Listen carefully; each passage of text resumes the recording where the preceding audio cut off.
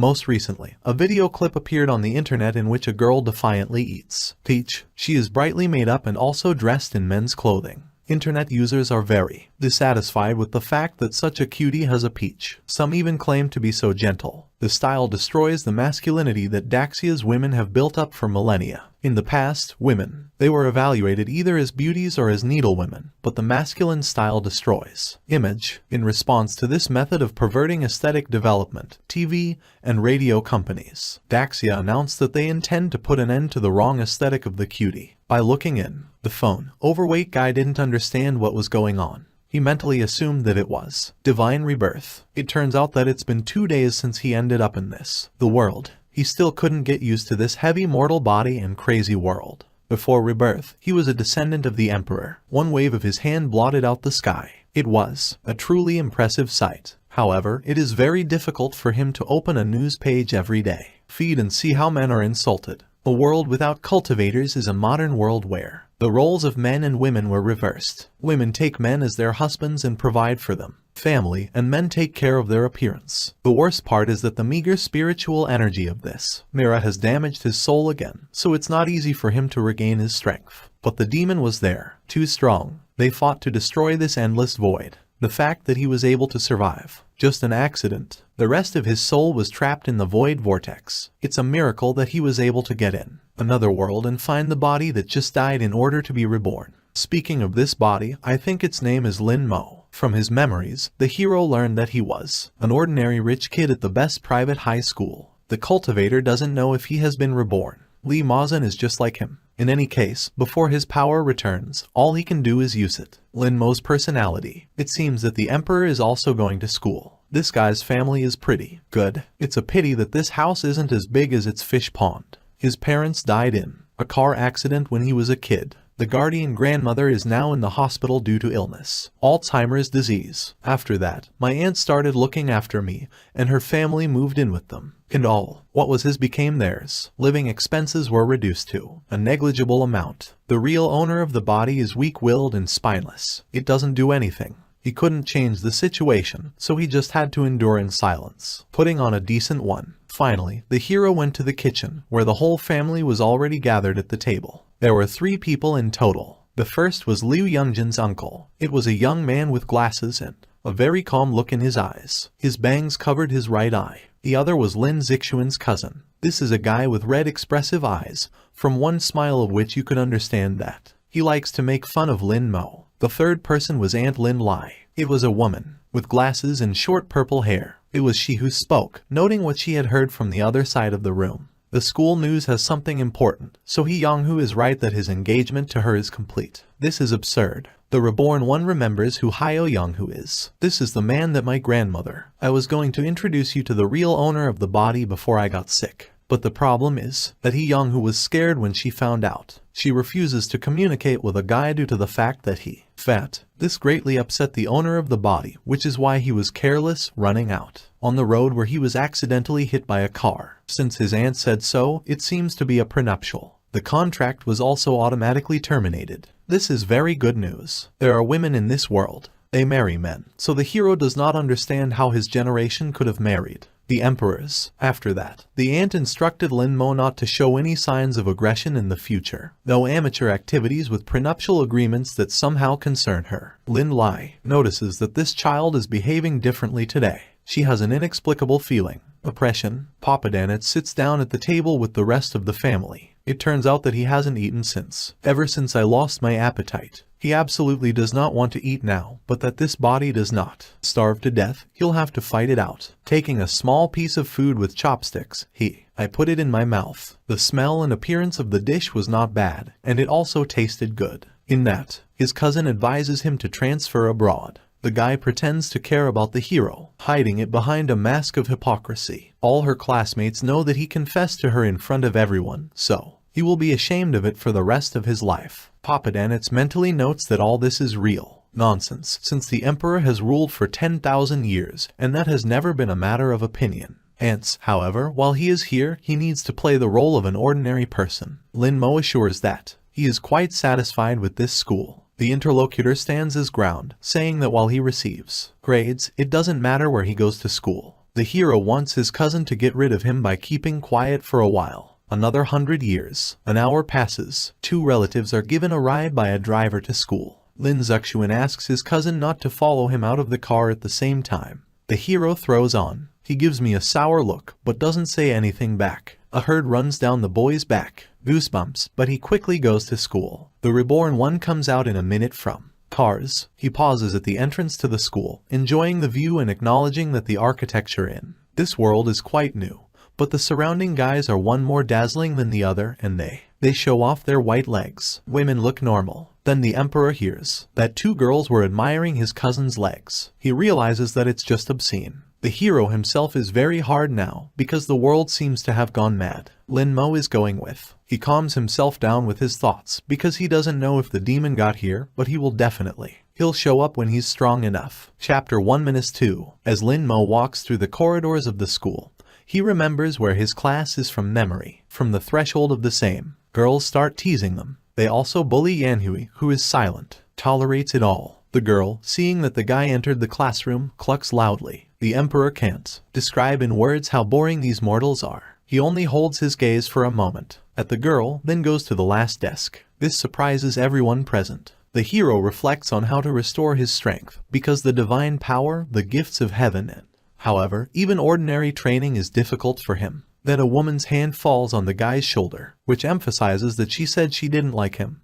but he still didn't like her. I listened to it. The neighbor at the desk notices that real life is not some kind of TV series, so if I listened to her, even though she's not an expert, I wouldn't make an idiot of myself. This girl's name is Song Yuncha. She's his roommate. The interlocutor asks the guy to think who in general could fall in love with him. Noticing the hero's impassive face, she realizes that she has gone a little too far. Sun corrected by saying that even a fat guy has a chance. If he lost weight and dressed up, then Younghui. Definitely pay attention to it. She believes that there are no ugly men, but there are lazy ones. Lin Mo calmly clarifies what the girl needs. She's a little surprised, not quite understanding how the guy feels. I guessed it. He also explains that she wasn't so interested before. Sun admits that. I wanted to ask a neighbor for a favor. The hero immediately says that there is nothing he can do to help. However, a representative of the fair sex tells about her request. She wants him to. I played with her. It won't be long. And then she'll introduce him to a much better girl than he. Jianghui. They will go to Mount Wazhu in the summer,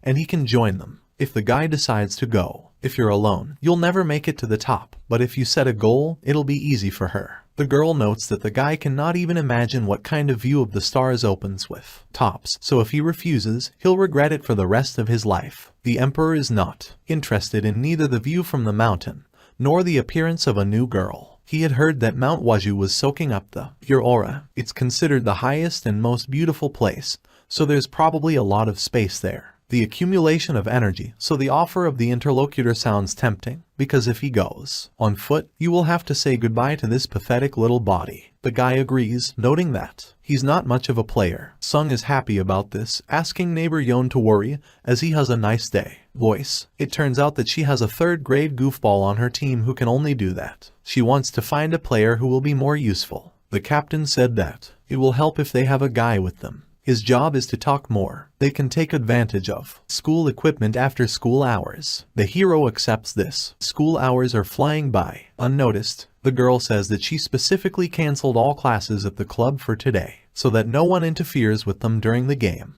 They sit down at their computers, and Sun immediately clarifies whether the guy has an account. He gives a positive answer by connecting to the network. In a few moments later, they find themselves in the game world. A neighbor warns that the captain she is trying to reach is a friend of mine. She invited them, the champion, so she will go ahead, and they only need to follow her. Another female character appears nearby. She is surprised that her friend actually brought it. The guy, so she'll know where he's from right away. Lin Mo calmly replies that he is her classmate. The voice champion understands that he is a schoolboy. She gives him a loving look, and Sung the same reminds that she started a 3-on-3 battle, and the victory will depend on the number defeated enemies. The champion asks the couple to stand still and watch her smash them. Everyone. The classmate also breaks forward, asking the guy to hide while she is waiting for him. Look around. Papadanites also reflect on the world of the game. Cultivators in this world. Mythical creatures. Sword fighting, spells, healing. The game's setting is similar to this world.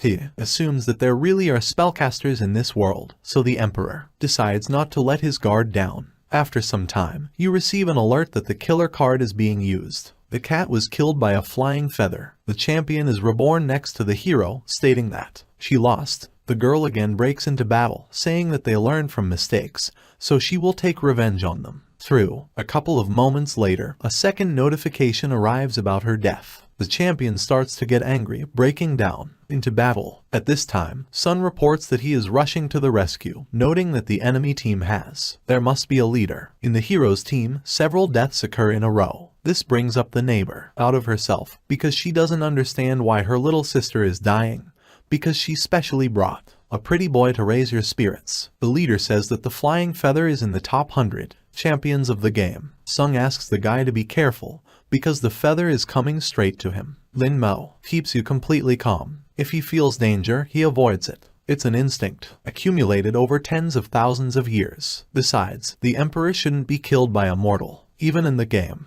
the character of the hero breaks off, starting to run away. At this time, the game team consists of girls communicate with each other. The flying feather turns out to be a girl named Yutan.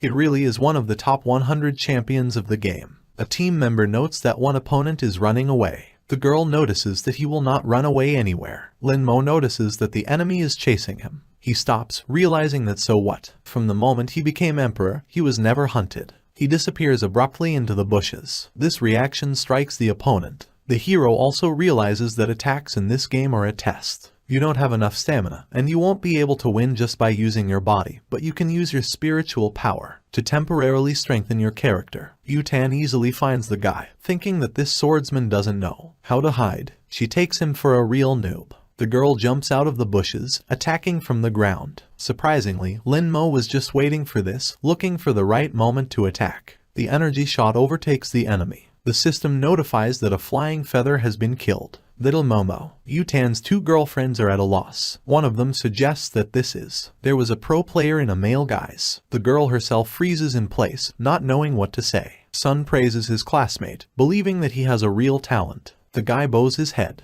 not at all happy about this development. This starts to worry the neighbor. It turns out that even the slightest use of the powers of a damaged soul can seriously weaken the physical body. So the Emperor's actions hurt himself. Yutan is very angry that she was overpowered by a team of kiddas. Her teammates ask her to come too. Nim, however, has little time left. Then she notices the hero. He continues to run, which is a little. The girl is surprised because they don't seem to be playing catch up. She takes off, deciding to take it. A rematch. Lin Mo notices that he is being chased again, so he decides to fight again. He stops, releasing an attack at the enemy. Yutang is amazed that the opponent released the skill from such a distance, hoping to injure her. She tries to dodge, but the magic sword hits her leg. The girl falls to the ground, wondering what was happening. She assumes that it was a warning to stop. I'll give chase. Meanwhile, the killer kitty kills her teammates, and the game ends. Her friend notices that they lost, and Song Yunshu is probably laughing at them now. The champion grabs the girl by the scruff of the neck, demanding that she drag the opponents here. Really interested in baby Momo. Sun gets a phone call. She agrees to the meeting. The neighbor offers the hero to go with her because there is a possibility that that girl fell in love with him. Lin Mo refuses, thanks for offer and asking not to forget about the promise. The girl also invites her friends to a meeting. The Emperor returns home, then falls on the bed in his clothes. The body is too weak to withstand this force. The next morning, the hero goes to school. However, someone stops him on the way. The cousin tells him that Yonghui is asking him to explain to his classmates that there is no marriage contract. There was no contract because everyone laughs at her, supposedly she likes fat people. The hero understands why to explain something that didn't happen. The interlocutor perceives such behavior as arrogance. When a guy enters the classroom, his neighbor calls him to her. She tells us that flying feather was Zhao Yutang. These words do not give the hero anything, so he demands some explanation. The girl says that this is the same Zhang Yutan from their school. Sun Mi understands why the guy became such a pushover after getting his heart broken. She decides, don't dig into it by just saying that the headman wants to see him or baby Momo. However, the guy should not worry because she will not do anything wrong. Lin Mo gives a menacing look on the interlocutor, from which she immediately shies away. He claims that he is not baby Momo. At this moment, Yonghui walks up to the reborn's desk. She hits the desk, trying to get out of it. To draw attention to yourself and want to clarify something. She recalls that he said that their marriage, this isn't a joke. The neighbor stands up for the guy, who notes that a classmate is crossing the borders, because Lin Mo is a boy, so that should show at least a little compassion. Young Hui doesn't understand what's wrong with Song, so she presses her, asking if it's an accident. She doesn't like the guy. The neighbor tries to calm herself down. The emperor notices that already. It doesn't matter if it was a joke or not, there's nothing between them right now. This surprises the girl. She quickly comes to her senses, urging the interlocutor to remove this mask of indifference, because he is forever. I've been bugging her about this marriage thing, and she's tired of listening to it. Yang Hui notes that it's fine. She knows about the guy's feelings for her, but when she comes to their house, she only looks at Lin Zixuan. The classmates are amazed at Lin Mo's strength, because he didn't even cry. One of the guys. He admits that he would have run away to his place long ago. Then the door to the classroom opens, which attracts the attention of those present and makes the guys admire. Yu Tan enters the room with his team. One of the guys tells a rumor that little sister Zhao is sarcastic, rich, and unapproachable, and anyone who gets in her way is thrown out of the picture. School. Yu Tang points to the back of the classroom. Yang Hui thinks they're talking to her. Therefore, she starts to sweat nervously, but the blonde calls baby Momo to come out. Boys. They look at each other, not understanding who little Momo is. Sun asks for a neighbor. Respond to it. The hero also mentally notes that the emperor cannot be a baby. Momo. This is making him very angry. My classmates are wondering what Lin Mo has in mind. Business with Yu Tan and why she calls him baby Momo. The friend apologizes, saying that she wanted to play one-on-one with him. She wants to. The guy still played with her, and then can already kill her. The hero also notices that nearby, too many people. He goes out into the corridor, where Yu Tan is already waiting for him. The blonde thought that baby Momo is a girl. She's a little surprised that it's a guy. Lin Mo also remembers. Interesting fact. In ancient times, women wore a skirt to conquer the world, and now it is an ordinary item of clothing. The girl asks if he is the same guy who played with her yesterday. After, if there is no positive answer, she asks why he was running away. The same person answers that he scored points. This, annoying Yu Tan. She declares that after school they will fight one-on-one. The emperor replied that he doesn't play games, and yesterday he beat her by accident. After that, without waiting for a response, he says goodbye as he enters the classroom. This angers the blonde, who decides to ask her friend if this guy knows Fatty, who is Zhao Yu Tan. The same one laughs back. The girl still pulls herself together and tells her that Lin Mo was recently rejected, so he is very upset. He worries, which is why he behaves as if he is not afraid of her. Yu Tan orders her friends, bring it to the site at noon. She accepts the order. Classmates want to know that Yu Tan. I told the hero and what she needed. The guy ignores them, silently taking his seat. Sun is the same. She notices that he beat her yesterday, so when he plays one-on-one with her, he shouldn't try too hard. She also bows her head with a sign of apology, adding that Zhu Wai take him to Mount Wazhu to pick up a pair of beauties. Lin Mo notes that you don't need to take up no one. Sun assumes that the neighbor wants to spend time together. It scares her, so she claims to be a real bitch, and when she's wearing a skirt, she ignores everyone, so she's even worse than Yang Hui, so he shouldn't fall for her. The hero bows his head,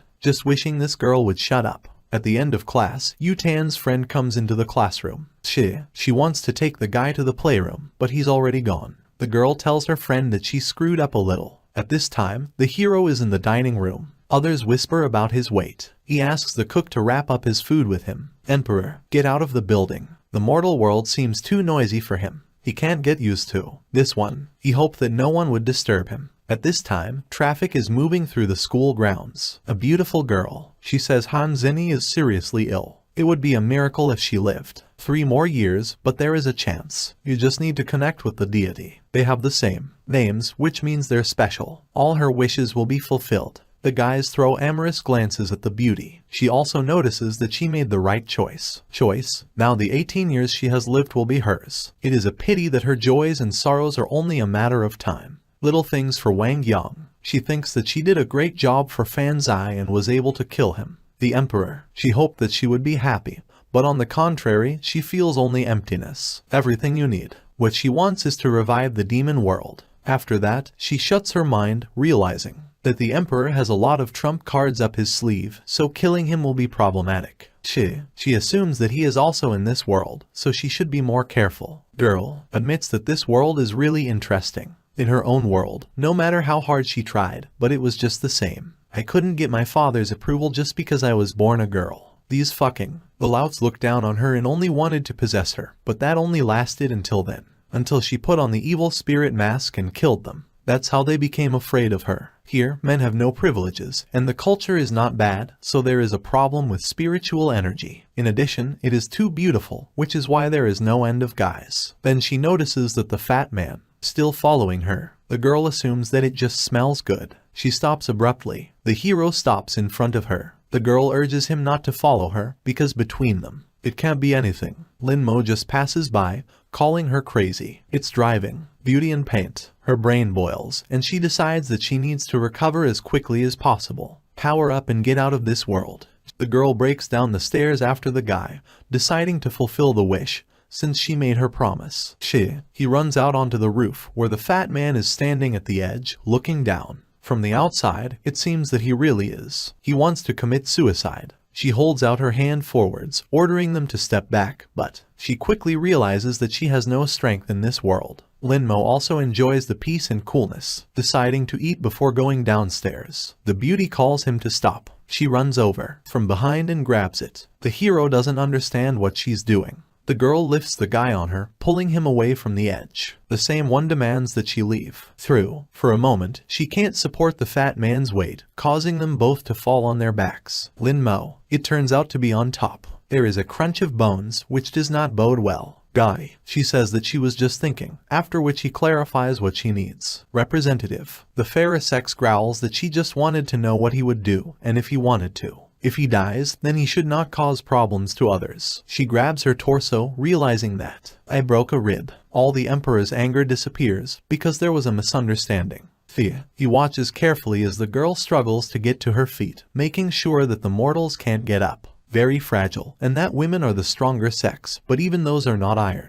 The guy gives her a helping hand, which makes her look puzzled. He explains that she has a very rich imagination, because he just wanted to get some air, so he went to the beach. I wasn't going to jump on the roof. The hero also emphasizes that the girl is not interesting to him. It really hurts the pride of a female. She pushes his helping hand away, demanding that he leave, so that she wouldn't see him again. Linmo starts to leave, making a mental note that the emperor. It almost never works, but no one has ever rejected it. For him, women in this world are very important. Strange, because they embrace others, even if they don't agree. The hero returns to the classroom and he takes his seat. The next door neighbor also decides to find out where he was, because Zhao Yutan and the girls were looking for him, so now they won't let go so easily. Linmo glares at her, telling her to figure it out for herself, because she was the one who started this mess. Sun declares that this won't do, so they'll go play with Yutan after school. Girl explains that the opponent had a terrible day yesterday, so he needs to let her win,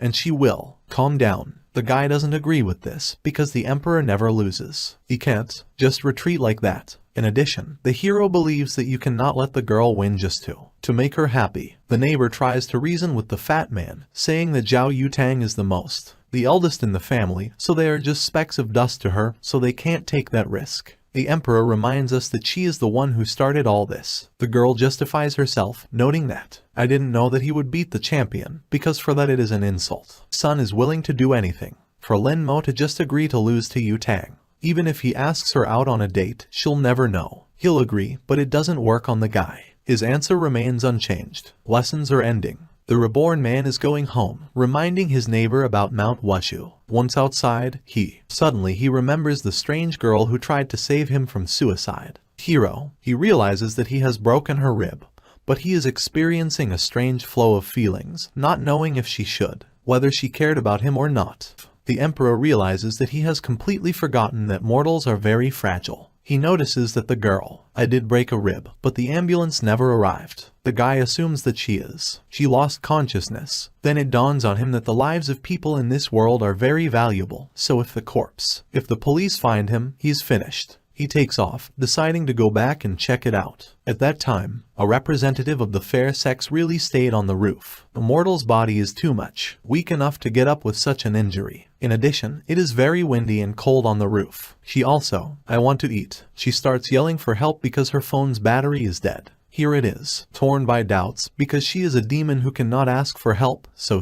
it is decided that it is better to just die here. She admits that she did not expect such a development. Events. The demon believes that only the emperor can kill her in this world, so it's very sad that she had suffered at the hands of some fat man. At that moment, footsteps resound on the roof. Hero appears in front of her. The girl immediately boldly asks why he came here. Guy. He gets down on one knee, which causes panic in the victim. He admits that the girl is not so stupid. I didn't even call for help. The emperor gently touches her waist, which causes her to embarrassment at the demon, who immediately demands to remove his hands. The guy notices that the rib is it's broken. He also emphasizes that the interlocutor's body is very fragile, so she needs more. Do sport. The beauty also declares that it is not for him to talk about it, because of his weight. A broken bone, so if he was thinner, it wouldn't have happened. The hero starts to unbutton buttons on the jacket. This makes the girl blush profusely, because she doesn't understand what he is doing. I was going to do it. The guy just throws his clothes over her, saying that it's cold in here and it is worth throwing it on and calm down. He admits that all this happened because of a misunderstanding. So now he would call an ambulance and they would be even. Lin Mo calls an ambulance on his mobile phone, after which the girl asks him to pick up his jacket. She notes that she understands perfectly well that she doesn't like the clothes of some fat man.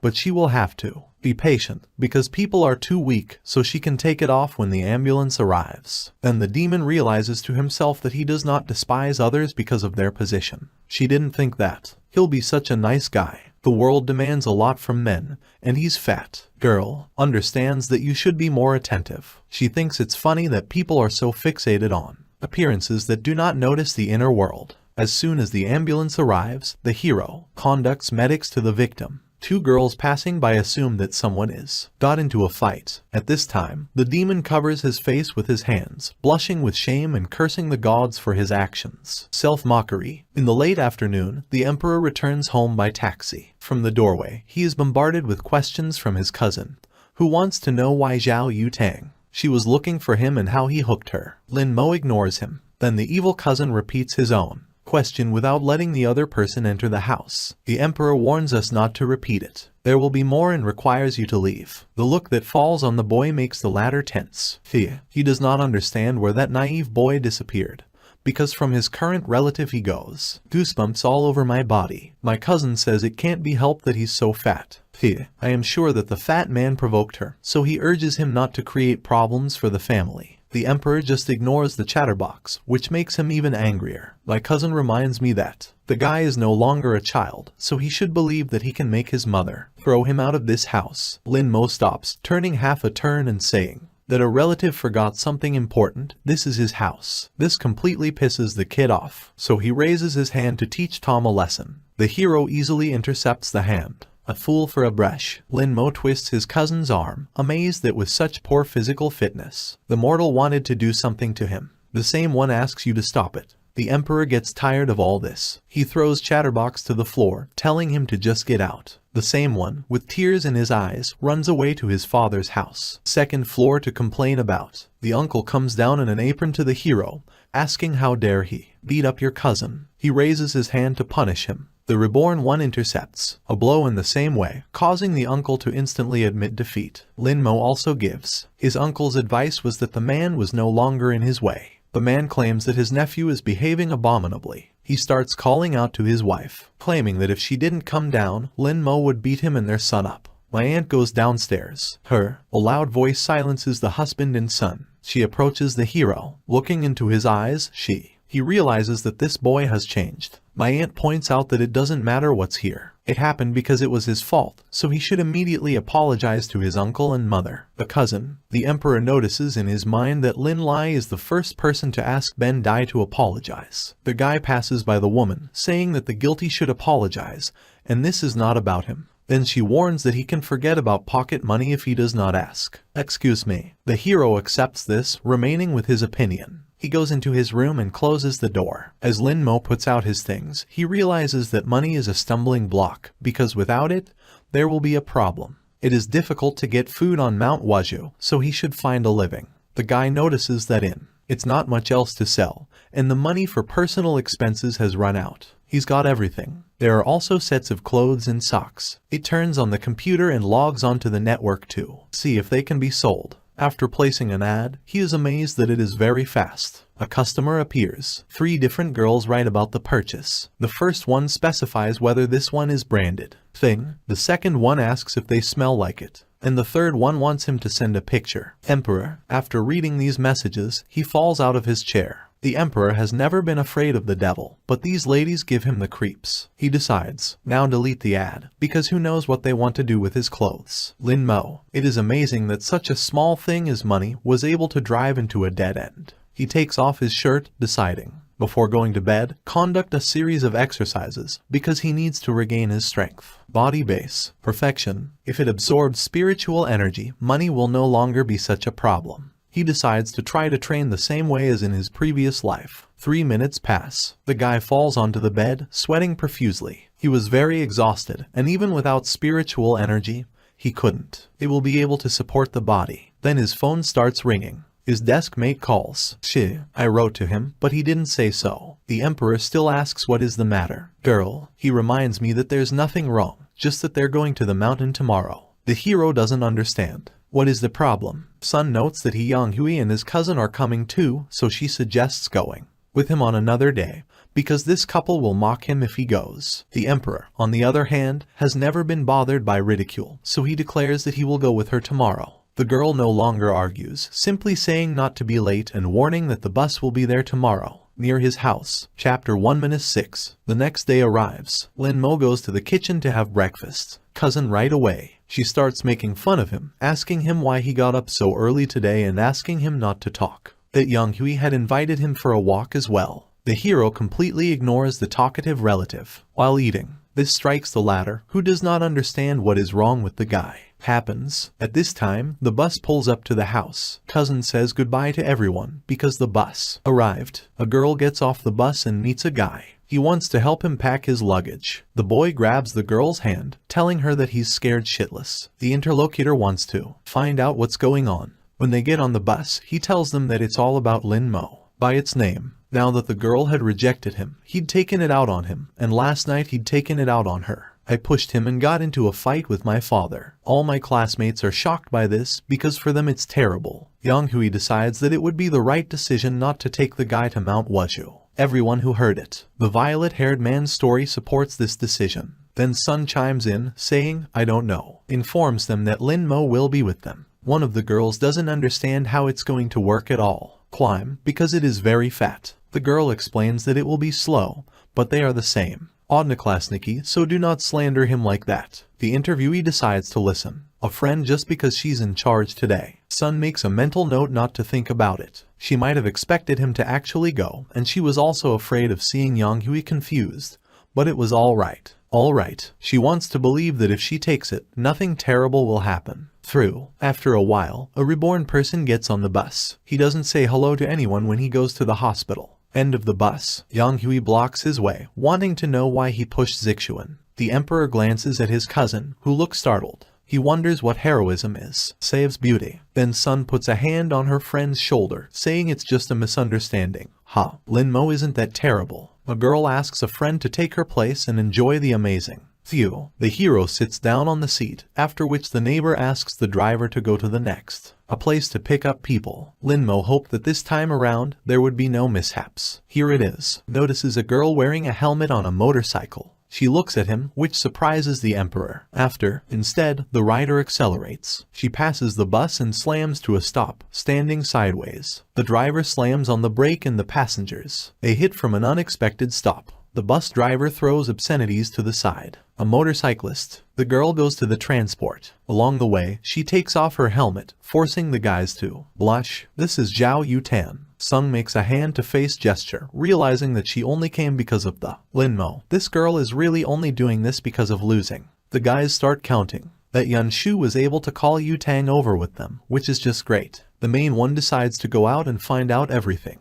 The bus doors open and the blonde walks in. Sun immediately asks her what she's doing. The same. He says he's only here because of the fat man. If it wasn't for his fat face, she would have scored. Oh, the audience starts laughing at this. Yutan wants the hero not to go to the mountain, but to go with. She's in a coffee shop. Then she would let his ex, who had rejected him, come to him later. This causes confusion in Yanhui. The emperor asks the girl to stop bothering him. My classmates freeze. The laughter stops and there is silence. Yutan is amazed by this. Words. They make her very angry, and in her mind she notes that if it wasn't for his victory in that game, she would have. I would never have said a word to him in my life. The blonde pulls herself together, comes close to the guy and asks if he wants to fight or not. Here the hero notices a pendant around the neck of the interlocutor. The amulet contained a huge amount of aura. Although it was weak, it clearly belonged to a cultivator. The emperor understands that the execution technique is rather crude, and it doesn't look like it's very efficient. Coming out of the demon lord's hands. Obviously, it is difficult to get such a thing in this world, so it assumes that there is someone else in it.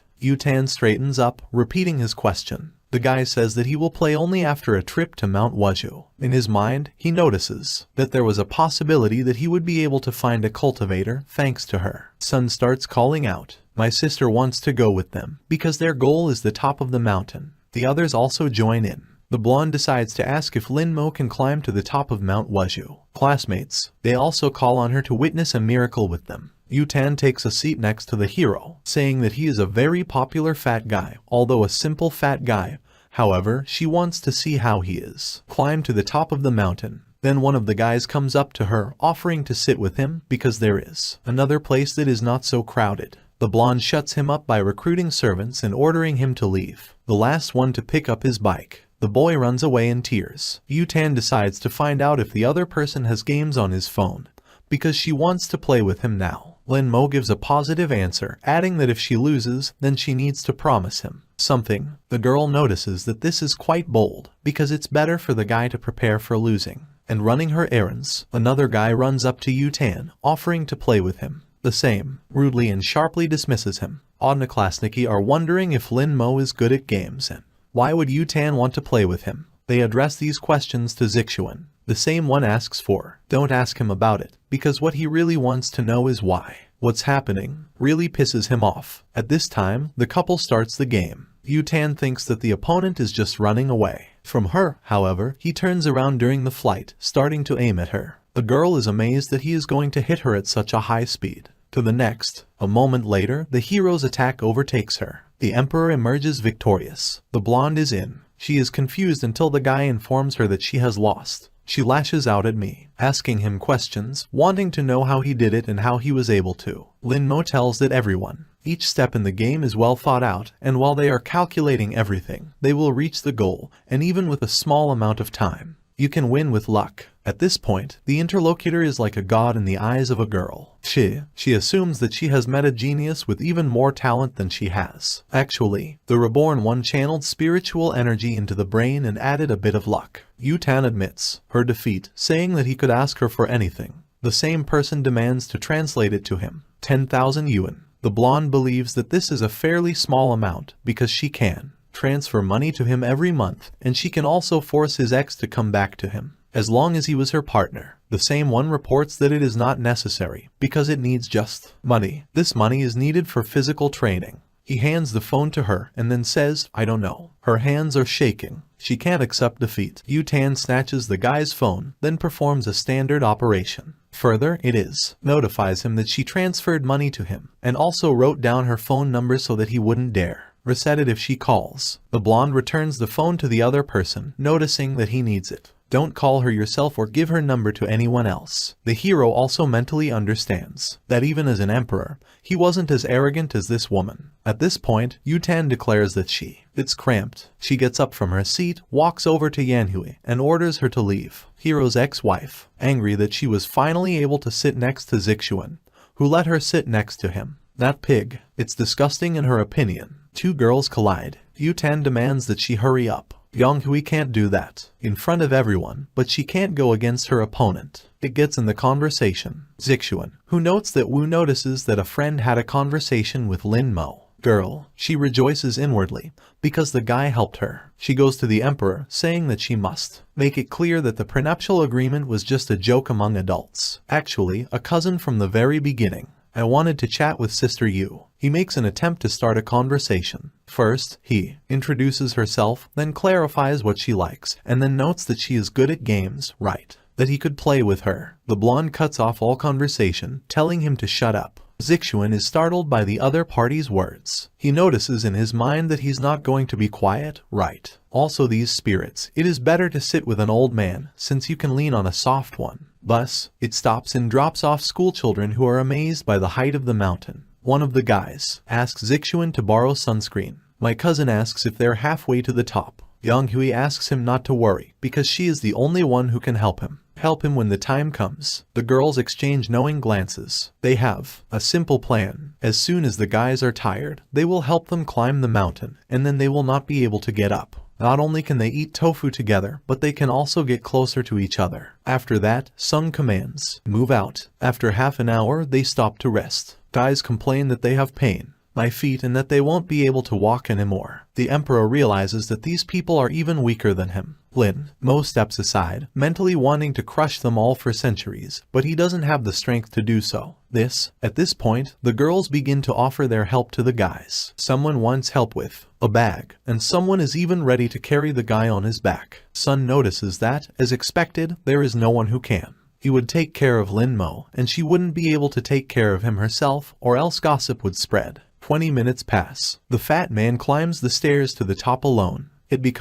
It's hard. Lin Mo takes a small breather, admitting that in terms of physical strength, he is the weakest, though. These demons may be hypocritical, but they are very powerful. Sung looks back, noticing that his friend is almost there. I'm exhausted. She feels guilty for bringing him here herself, so she decides not to sit idly by. A neighbor offers to help him, but the emperor refuses her. Odd is moving forward. After all, mortals can't even imagine what he had to go through to become a human. The girl also suggests that when he saw his ex and cousin together, he himself became. Bring yourself pain. She can't understand why he's doing this. Sun is worried about his friend, noting that he should rest if he can no longer get up and she is later than him. He'll pick them up and they'll go ahead. The girls who got up before them are a little surprised. They admit that the fat man is strong, because they have already passed more than half. Guys are breathing hard, sweating profusely. They don't believe they can make it to the top. Lin Mo thinks he could have done it himself. Reach the top if you are more persistent. Chapter 1-7. The hero moves forward. His classmates are walking down the stairs. A friend encourages them not to run away after dinner. Then Yang Hui notices Lin Mo. She marvels at what he could do on his own to get so high. Sung also notes that he's not like the other guys who have the same personality. Exhausted faces, but he emphasizes that the walk was enough and the top was high. Because of what everyone is exhausted, so the girl suggests that everyone go to a restaurant together and eat at her expense. The emperor declines this offer, wishing to see the landscapes from above. Yang Hui calmly lets him go. Which of the guys claims that if he wants to go, then let it go. But the neighbor at the desk does not believe that the fat man is strong enough for such a thing.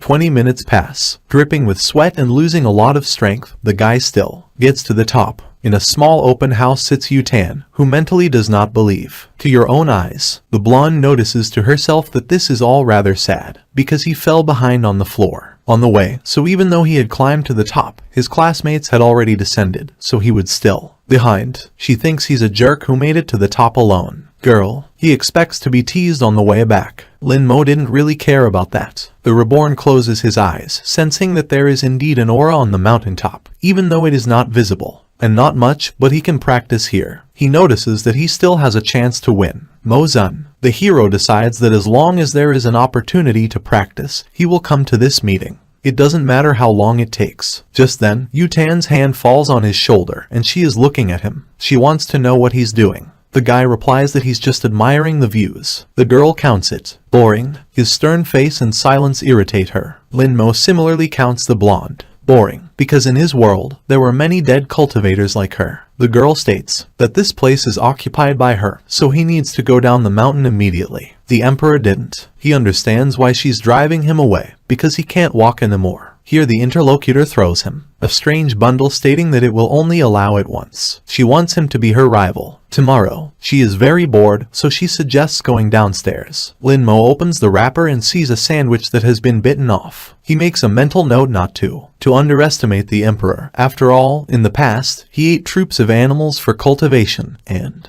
these are small things, and this is exactly as much as is needed for this body. He takes the lotus position, starting to clean up. Evening comes. The guy decides to call Sun and let her know that he is stay on the mountain for a few days. This surprises the girl, but decides not to resist it. So please don't overdo it. The reborn one notices that nature is here. Just gorgeous. The neighbor takes it for granted, warning him that he might call if you need anything. Then, he decides to call Aunt Lin Lai. Their conversation is very short. The guy just says he's going to stay somewhere for the holidays. That's more than enough. After that, Lin-mo walks over to the counter where a man in formal attire is standing. He, in addition, asking what the guy needs. The brunette learns about the cost of a single room for 2 months. He is informed that it will cost 8,000 yuan. The guy agrees to this price, and so Lin-mo began practice during the holidays. Every day, he would climb the mountain, meditate on it, and then I used to bring the body to exhaustion in the gym with the help of iron.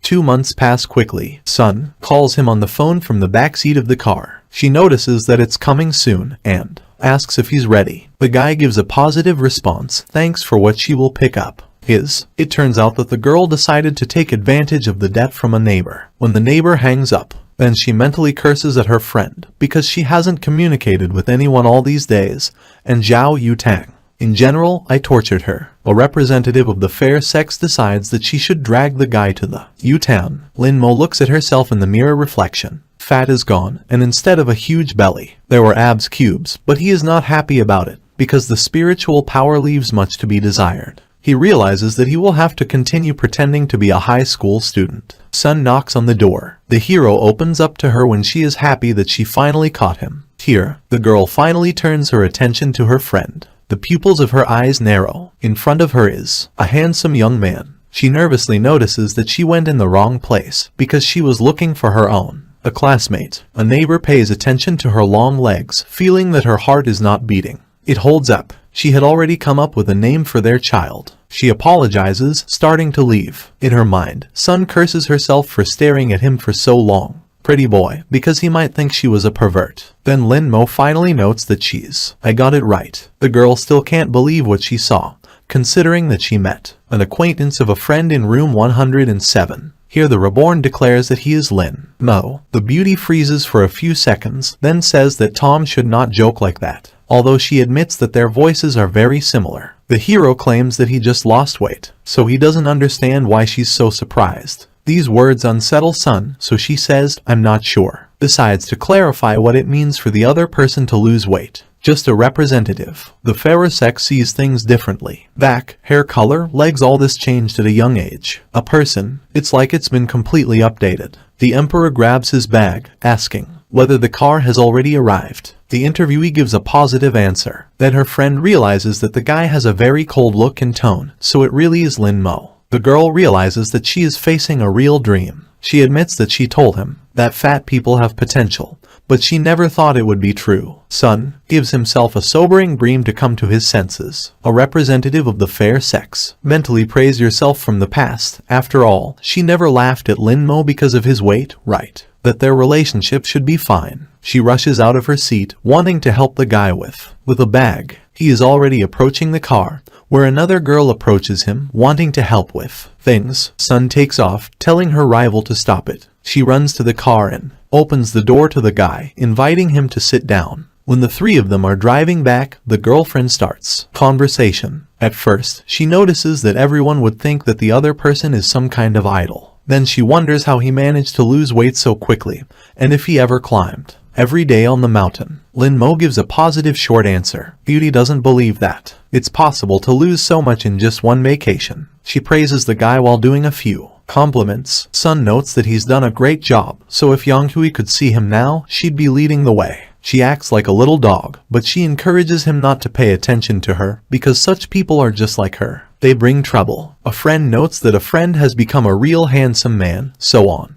A lot of girls will pay attention to him, but he should not stare at them, because they are They only want to be with him because of their looks. Linmo asks her to keep her voice down. Beauty. He is afraid of this tone, believing that all this is due to the attitude of society towards the guy earlier. She also suggests that if she had been kinder to Linmo, he would have fallen in love with her. However, she realizes that she still has a chance because compared to others, she is the closest to Linmo. A friend says that the guy should have a good rest because all the holidays he worked hard, and she is ready to treat him to something delicious. The emperor refuses this offer, wishing they'd just take him where he needed to go. The rest of the trip takes place in silence. When they reach the hero's house, the latter says goodbye to the girl without words and leaves. Meanwhile, a conversation starts between the driver and the girl while Yunshu is enjoying himself. Linmo's beautiful back. The driver notices that the interlocutor said that she wants Lin to met up with Yutan. Sun refuses these words and decides to go home. She can't send Linmo the sheep to Yutan the wolf. She wants to use his account later to deal with Yutan, even if the game is fine. At this time, the hero enters the house. Trio relatives immediately tense up, not recognizing the young man opposite someone. A friend. My aunt immediately rushes to find out who he is and how he got here. The emperor again. He gives his name, noting that he just lost weight during the holidays. My cousin doesn't believe that, considering them nonsense, because even if he had lost weight,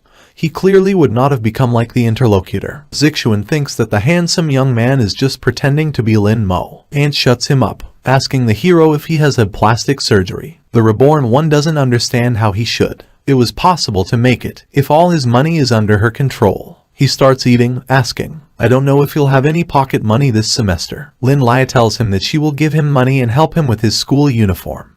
But if he doesn't want to go to school, then he will have to go to school. If she dares to do something inappropriate, she will immediately take all the money. Linmo gets up from the table. By agreeing to these terms and conditions, he adds that he is full and goes to the second floor to his room. A room. At that moment, the woman realizes that Linmo is indeed standing in front of her. To the next day, two guys ride in a car driven by a girl. Zixuan notices that his sister, it's going too slow today. In fact, the beauty just can't take her eyes off the Linmo, who had changed a lot since their last meeting. When do they arrive at school? And the reborn leaves the car, all the students admiring his physique. They are not. They know who it is, but several girls notice its beautiful long legs. Such a reaction. Those around them are angered by their cousin, who curses them. As Linmo walks through the corridors of the school, he realizes that everyone present is behaving inappropriately, because they take pictures of him from behind. Entering the classroom, the guy feels the eyes of girls who do not know him. They may look away from it, assuming that someone new has transferred to them. Sitting down in your seat, the guy understands that after losing weight,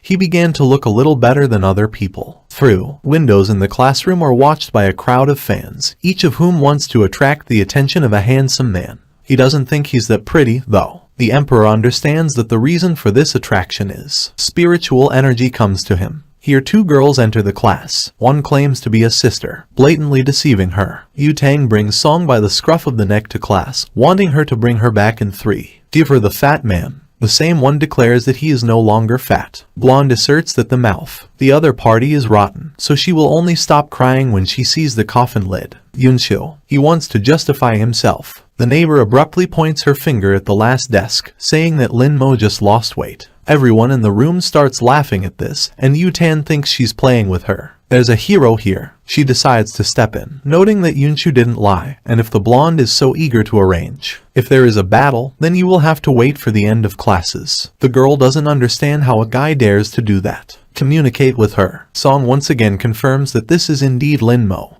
who has spent all the time in the past vacation on Mount Waju and lost weight. Yutan looks up, comparing the guy now and 2 months old. Back, there are indeed similarities between these two people. Yutang walks up to the hero's desk, asking if he's really that fat guy. The guy demands not to be named. It's like this. Such an answer makes the girl recognize Linmo in the interlocutor, because this is what she says. Voice and manner of speech. The blonde notices that it doesn't matter if he is fat or thin, because he is in a bad mood. In any case, you should stay after school. Yunshu tries to protect his friend by saying that, in fact, she had only called Lingmo to help her, and Lingmo really didn't want to help her at all. Knows how to play games. These words anger Yutan, who says that her sister doesn't dare to say such a thing. His game, because it is nothing of itself. The blonde emphasizes that the girl, I used his account to call her and still haven't paid for it, so she the most unscrupulous person she'd ever met. That's when Sung realizes what it is. A real disaster. The neighbor actually cheated on Zhao Yutang for Lin Mo's sake. Two girls approach Yunshu,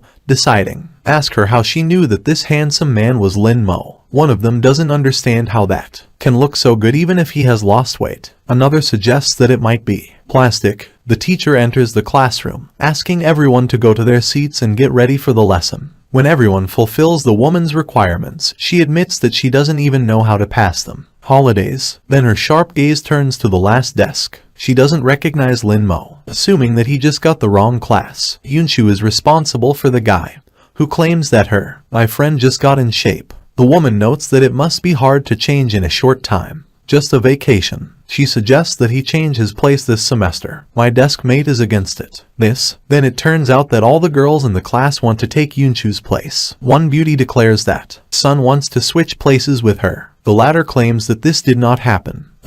A classmate notes that she has grown up and should sit in the back. Yunshu asks her not to make it up, because Wang Lu even came to her in her underwear. The girl is ready until the very end. Guard your place. The teacher asks Yunshu to get up from her seat. It hits her, and the two classmates help her get to a new place. Then one of the guys asks Zixuan, did Lin Mo get plastic surgery? He doesn't even know. The teacher asks to sit next to Lin Mo Lai Jian. Song is put in Lai Jian's place. The latter, by the way, is quite plump. Boy. The hero is glad that his new neighbor is also calm, because now no one can see him. It will be annoying. While Yunshu is crying from what happened, the lesson ends quickly. As soon as the bell rings, the emperor rises from his seat. A crowd of girls immediately approaches him. The first one notes that the guy is very cool, because she died after climbing the mountain, and he climbed every day. The second girl asks for a couple of tips for losing weight, because her brother also wants to do it. In return, she would buy him dinner. Yunshu tries to make her way through the crowd, realizing that they are all hypocrites, because no one was willing to talk to Lin Mo before. But when Lin Mo changed, all of them had been carried away, but she hadn't disliked him to begin with. Hero calmed down. He approaches the crowd and asks to be allowed to pass. The girls immediately step aside. Some of them, I even like that Lin Mo is their dynamite. Zixuan finds it disgusting. A classmate. They notice the reaction of the pretty boy in class. One of them understands that a person cannot sit at once on two chairs. The friend declares that she chooses Lin Mo. The emperor goes to the dining room. One of his classmates calls him to her, claiming that he can join the queue with her. He refuses, going to the end of the queue and mentally noting that it is unlikely that he will be able to avoid attracting attention when it is in. Sometimes he feels the closeness of women who seem too crazy to him. At this point, Yang Hui looks at the hero and decides to ask his cousin if it's really Lin Mo. It makes the guy angry. After all, he understands that she began to regret parting with him after he got prettier. The blonde claims that she is a superficial person, so she does not care about his appearance. The conversation is interrupted by another girl who wants to make a pass at Lin Mo, so she asks for help from friends. Zixian can't believe his ears, because he still believes that the relative did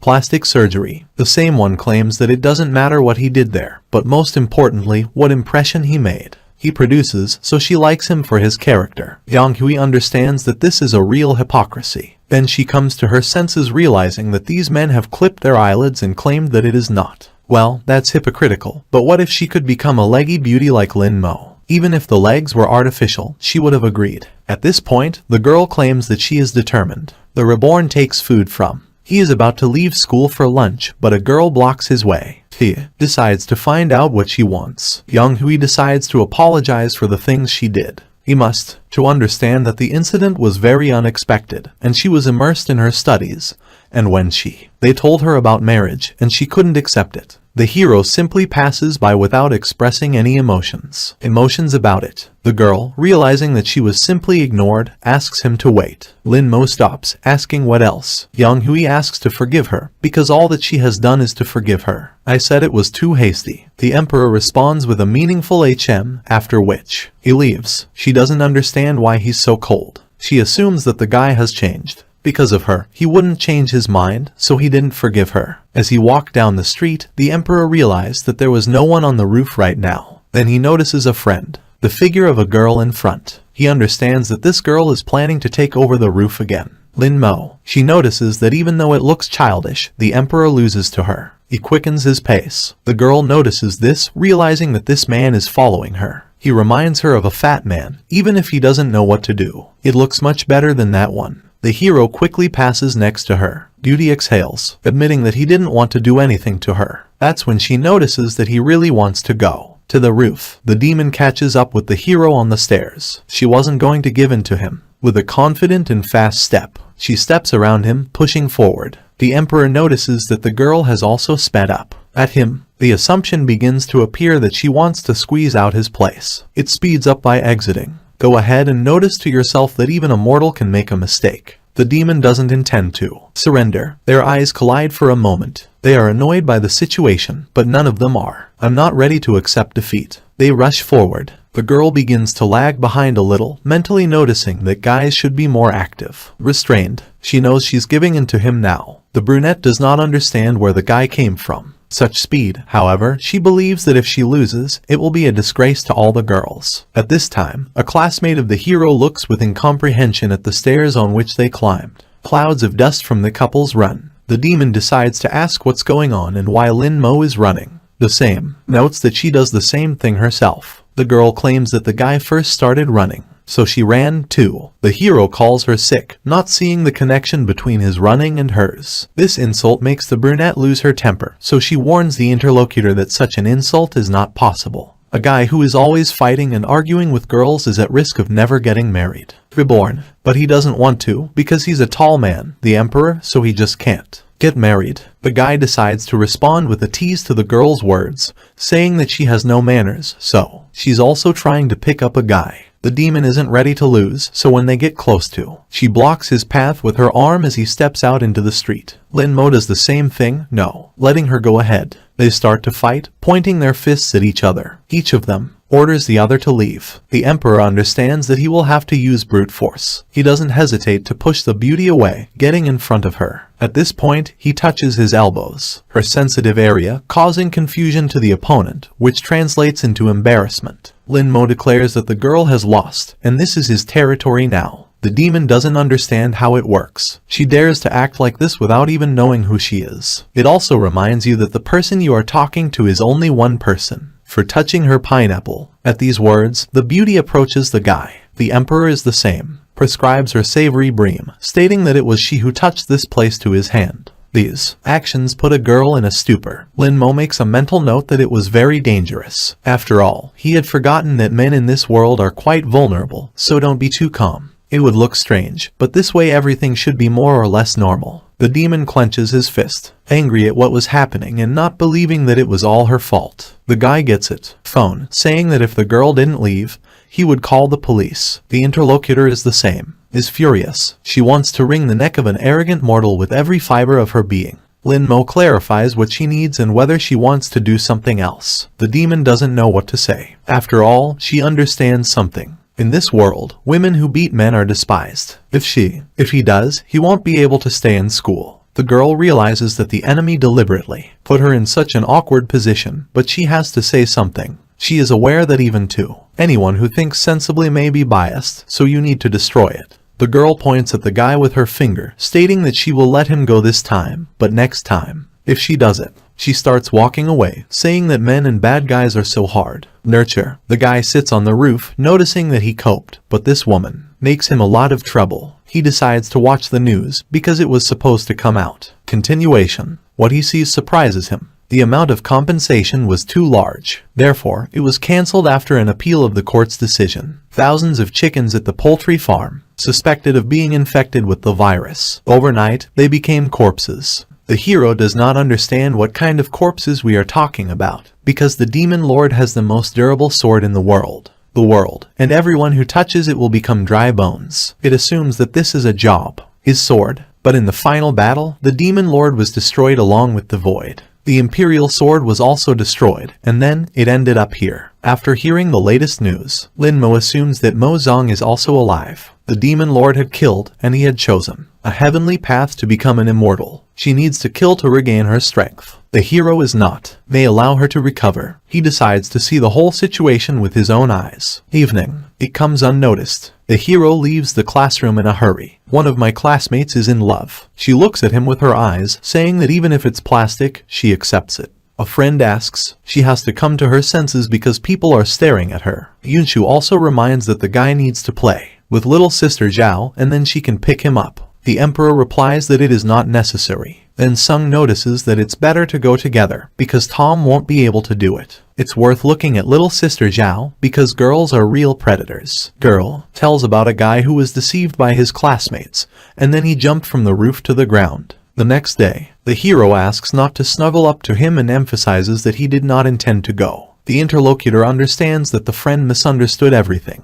Then she notices that he's leaving, so she says, "I'm sorry." Nervously, he asks if he's going to do it again. The brunette explains that he is in a hurry, but the beauty reminds him that Yutan has been hunting for him all the holidays. Lin Mo decides that he has. There's no time to deal with all this right now. Yunshu claims that he can go and not worry about your little sister because she will explain everything to her. In fact, Song's head appeared. A brilliant plan. She believes that if she constantly helps him, then he will thank her, which will only increase his affection. The hero gets into a taxi, leaving to the poultry farm, which is located near the outskirts, because if this is true Vladika of the demons, he will do everything to prevent her soul from being restored and destroy it. Lin Mo gets out of the taxi. He understands that the Imperial force is very small, but it is necessary to somehow use it. The hero increases his perception and senses the presence of a demon. It recognizes in this cold demonic energy gave Mo Zong strength, realizing that the latter was still alive. Here next to, a motorcycle stops in front of them. This gets his attention. The girl takes off her helmet, saying that, "I saw him from afar." Yu Tang doesn't understand why the hell a grown guy would walk around in a place like this. The emperor is the same. He stresses to himself that their meeting in such a place cannot be accidental. He has one assumption. Reborn reports that he called a taxi home and realized halfway through that the driver tries to take him out of the city,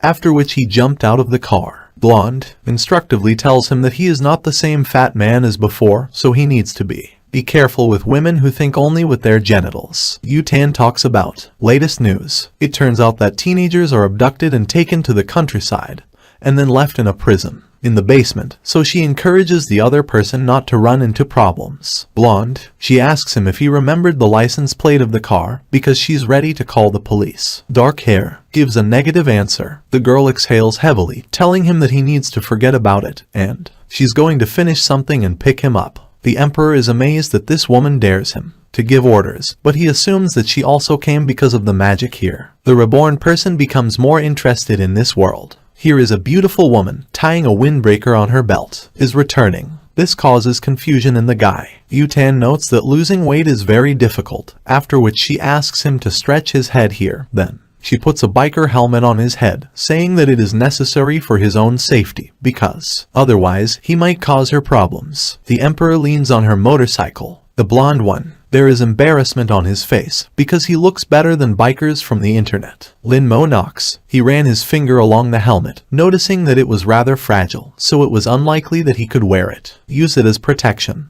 The girl realizes that the fat man is really good, and then she abruptly he comes to, giving a mental slap in the face. She urges him to stop knocking, because it's hers, a custom helmet, and if he breaks it, she will throw it away, and it will get stuck somewhere in the water. The village. After a few seconds, the reborn realizes that this girl is heading straight for the source. Energy consumption. He feels something is wrong, so he takes off to check his guess. Yu Tan says it's here. The territory is fenced with a ribbon, but this does not stop it. She meets up with a woman who is sweeping the yard. She asks what the girl is looking for here. The blonde pulls out a gun from behind her back, noting that she saw her and didn't run away, which is very important. Boldly, the woman falls on her heel, amazed that a gun is pointed at her. She asks for, so don't joke around, because it's against the law. Yu Tan then clarifies that a fucking cultivator can know about the law. The woman hears that the cultivator is a shoe repairman, so he corrects her, saying that she doesn't do this, but just works on a poultry farm. In that, the moment a dagger appears from her sleeve, a gunshot sounds. A bullet hits the shoulder of a woman who begs not to kill her. The blonde notes that the interlocutor has excellent acting skills, but still needs to loosen her tongue. At this time, a strange energy begins to radiate from her gun. Her couple. In a few moments, the firearm turns into a sword. The woman fully declares that she is not. She is a cultivator, and she did not harm anyone, but simply raised chickens. Besides, she doesn't have any spiritual energy, so she did it. Yutan notices that today, it improves animals, and tomorrow people. She suggests that the interlocutor improve themselves, because at least, she's had a bit of practice, but is full of talents cultivation is comparable to. By cultivating as a monk for 10 years, a woman's face changes because she recognizes the girl's rightness. A killing intent appears in her eyes, and sharp claws grow on her fingers. She is going to pounce on the blonde, believing that after the murder the latter will become many times stronger.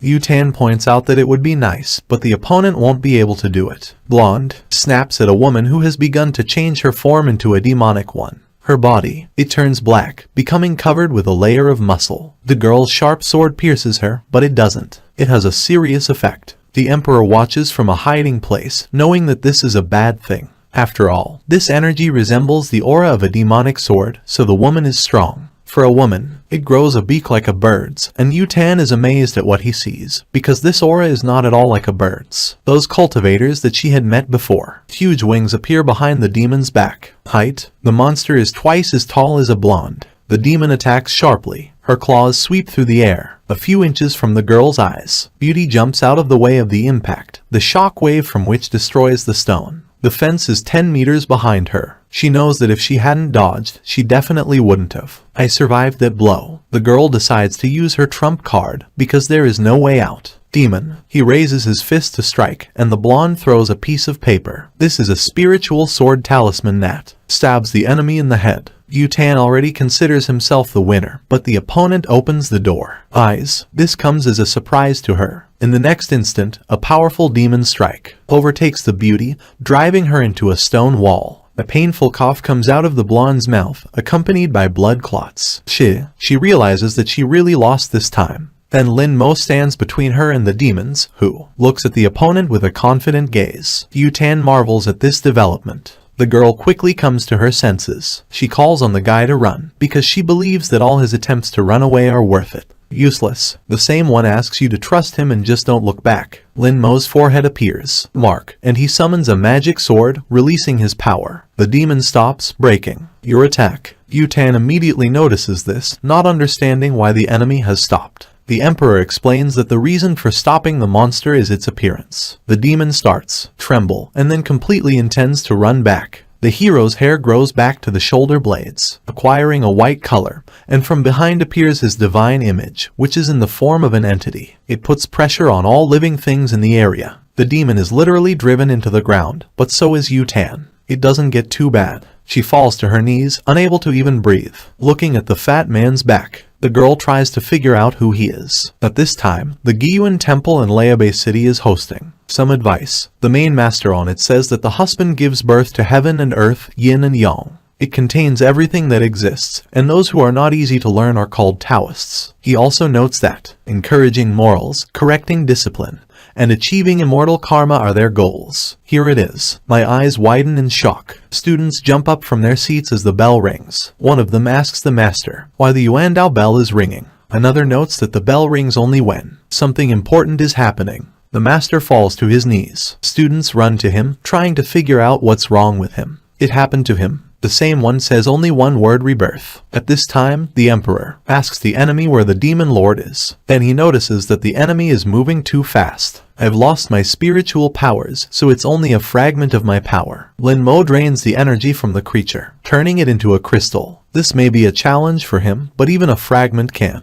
be useful to them. After that, he turns to the girl. Yutan looks at the boy carefully, admiring his beauty. The hero uses his power, telling her to forget everything she saw. A moment later, the blonde falls to the ground, losing consciousness. Conscience. The hero also realizes that this is Zhao Yutan. She's 17 years old. She has a soul, qualities, and the last level of Kai purification. Even in the world of immortals, it can be called a true genius cultivator, but it also proves that she has a special power. However, the Emperor thinks that in this world, it doesn't matter how talented you are, because it's just useless. Then the guy's heart skips a beat. He feels that he is getting worse. It's all because of the leftovers. Souls. He wants to believe that it won't hurt him too much. He grabs his heart, starting to walk home, realizing that it is necessary to return faster. Suddenly, two pumped-up girls get in his way. Young ladies. One of them throws a hand over the reborn's shoulder, offering to go to the temple. One nice place. The guy urges them to let him go.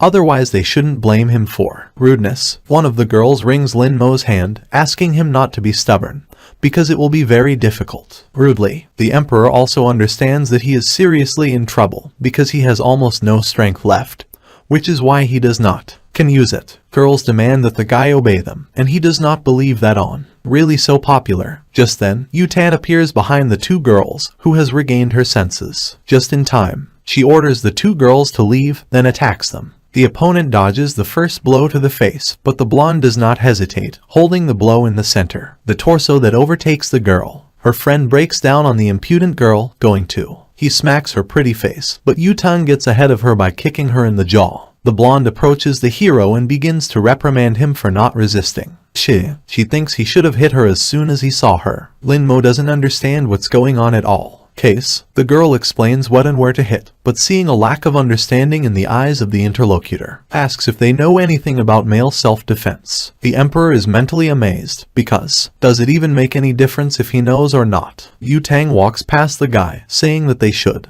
I need to get him back, and it's too weird a day. She throws it into the guy's arms. Helmet, ordering you to put on and get on the bike. Lin Mo does so, but he is very careful. He holds her by the waist. The girl notices this, so she asks him to take her by the waist, because he does not need to. Don't underestimate the speed. The reborn fulfills the request, although in his world to embrace. The girl in this way was considered indecent, but here you can take the initiative and hug. It's so. It was a bit unpredictable for him. Feeling the speed of the vehicle, the guy admits that it is not so fast, because if he improves his sword, he will be able to fly even faster. After a while, they get to the hero's home. The latter takes off his helmet, thanks for the fact that the girl threw it, and she asks if she needs to pay. Yutan is angered by this question, because it becomes unclear for whom. The guy generally accepts it. She asks if he was sweating while wearing a helmet. The emperor gives a negative response, asking not to be called fat anymore. Here Yutan admits that even already, I forgot how fat he used to be. Then something dawns on her. She asks roughly. The guy ran it again. Lin Mo clucks loudly that he can't escape the beauty's gaze. Blonde reminds him that she told him to wait for her after school, so it's important for her to know why he's here. Escaped. The brunette notes that the family told him to quickly go home after school, because on the but you can't stay alone for long, and if he did, the girl wouldn't let him go. Then, Lin Mo stresses that as a girl, it's not too difficult for her to stand up to guys. This strikes Yu Tang to the core,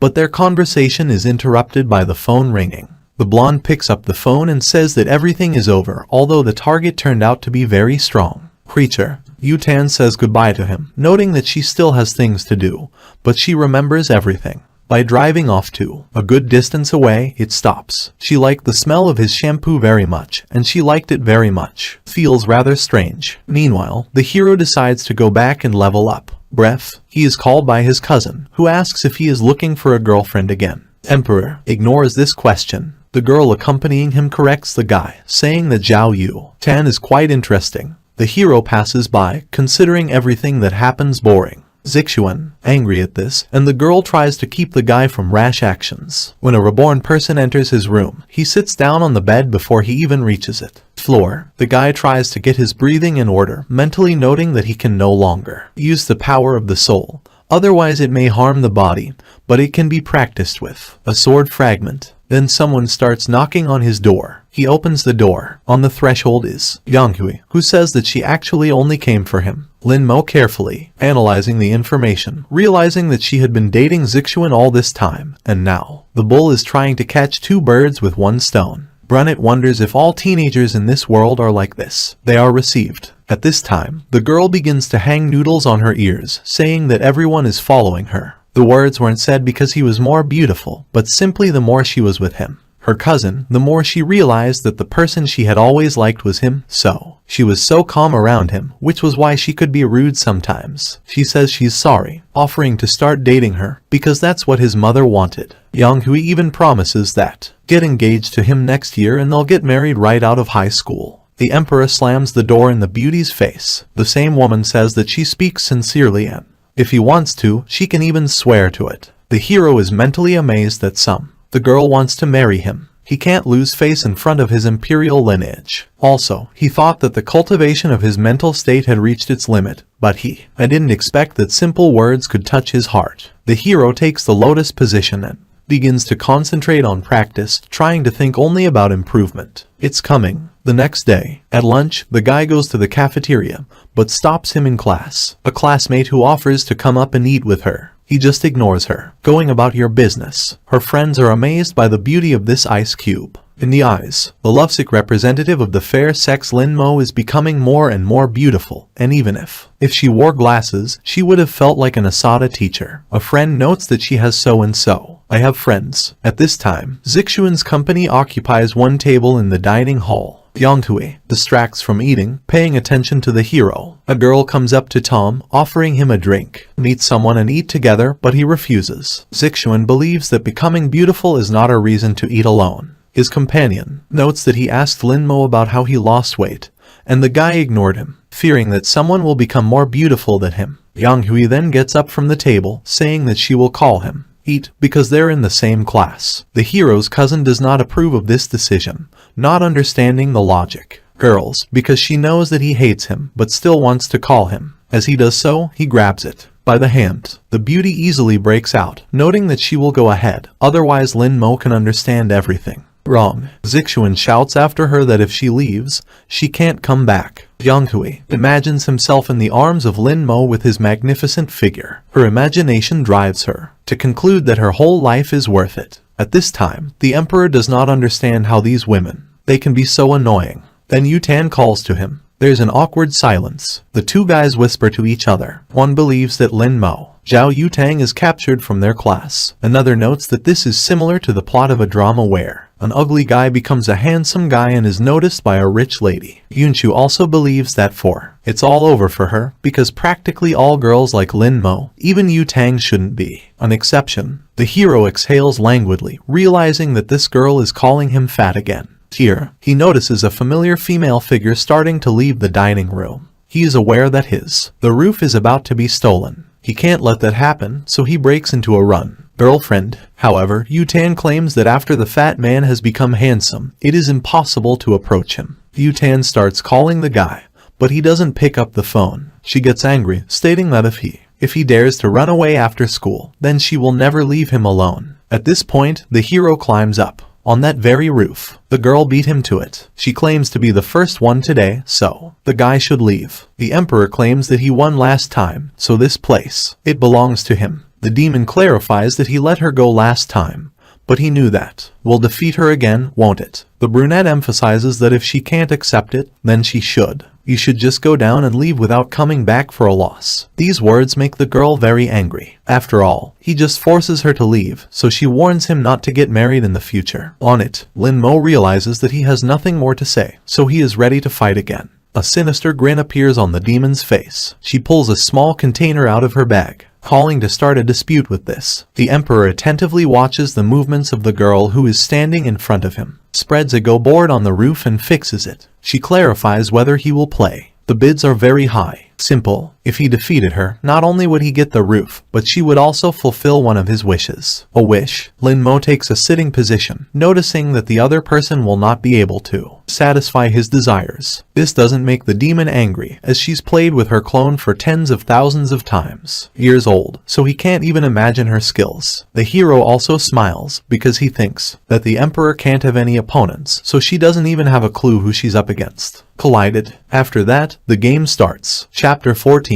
The game of Go begins. After a few minutes, the emperor is a little surprised that even after so much time the game is still going on. He assumes that the girl used to be master of the game of Go. She admits to herself that she didn't expect this boy to be able to be so good. Her situation is terrible. The bell rings, but the couple doesn't care. The demon recognizes that the situation on the board is extremely uncertain, and if she plays carelessly, then he will lose. It bothers her that they're walking side by side. Here Lin Mo emphasizes that if you can't handle it, then let him admit defeat. The girl calls on the guy to give up, The demon notices that classes are already over and it's already starting to get dark, so the guy should admit defeat and stop wasting her time. Lin Mo isn't ready to admit it. If it is a draw, then he must win. The girl is angry because the phone rings and she decides she won't use it again. She remembers that the guy's in the "you don't have to come home late at night in this world, or you might get into trouble." She decides to take a picture of the board, offering to continue the game tomorrow. Emperor accepts this offer. The girl starts to get up, but her legs suddenly give out. Because she'd been sitting up all day, they were just numb. The beauty falls on the guy, while her good pineapples rush straight to the hero's head.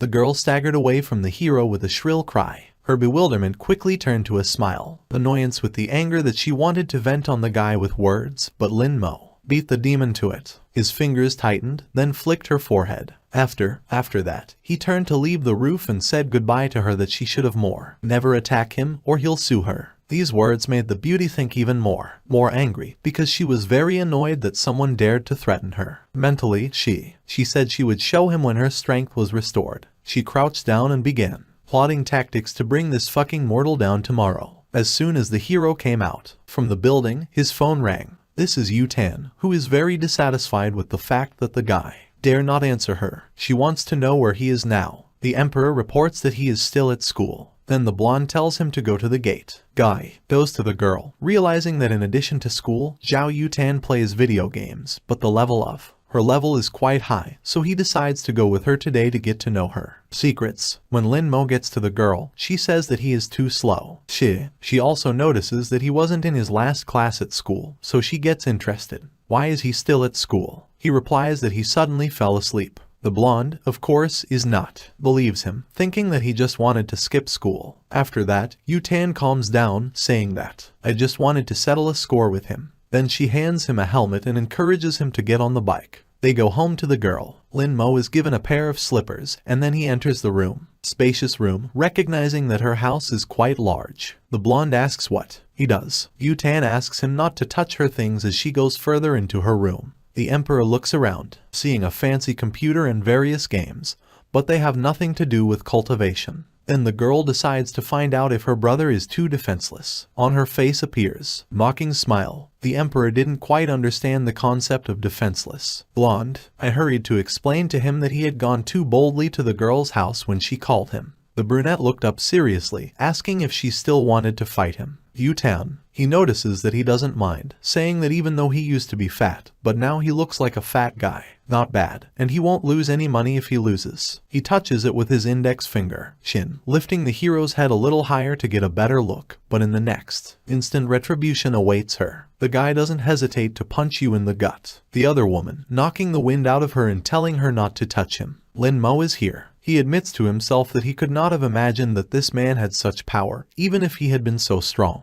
The cultivator was knocked out. Yu-Tan explodes from his seat. A flame of malice appears in her eyes, because she is only a child. She'd touched him, and he'd hit her back. The emperor calmly responds to this, asking not to annoy him in the future because he can't stand such an attitude. The girl challenges him, claiming to win it in 300 rounds. An ominous aura emanates from her, and in her mind she is looking for a revenge game to torture a guy to death. After some time, they start the game. Lin Mo easily copes with all the attacks of the opponent, even without straining too much. Blonde, I'm amazed that she's never won, but she's lost 47 times. The brunette is watching for a while and tells the girl that he needs to go home. She asks for another one. He tried, claiming that she understood his tactics. Lin Mo notices that it's too late. It's late, so it's better to talk about it another day. Leaving, the emperor leaves behind a paper man, who under the influence of his power, it comes alive. Zhao Yu-Tan wants to give him a ride home, but the hero refuses, saying that he will call taxi. At this time, there is a person in the Hyunghui household who is very nervous. She noticed that Lin Mo missed a class at school today, so she wonders where he was. There's a girl calling. She picks up the phone, and apparently her friend asks her to check in on the group chat, arguing that there is something interesting there. Hyunghui does as she is advised. A friend then sees a message in the chat that Lin Mo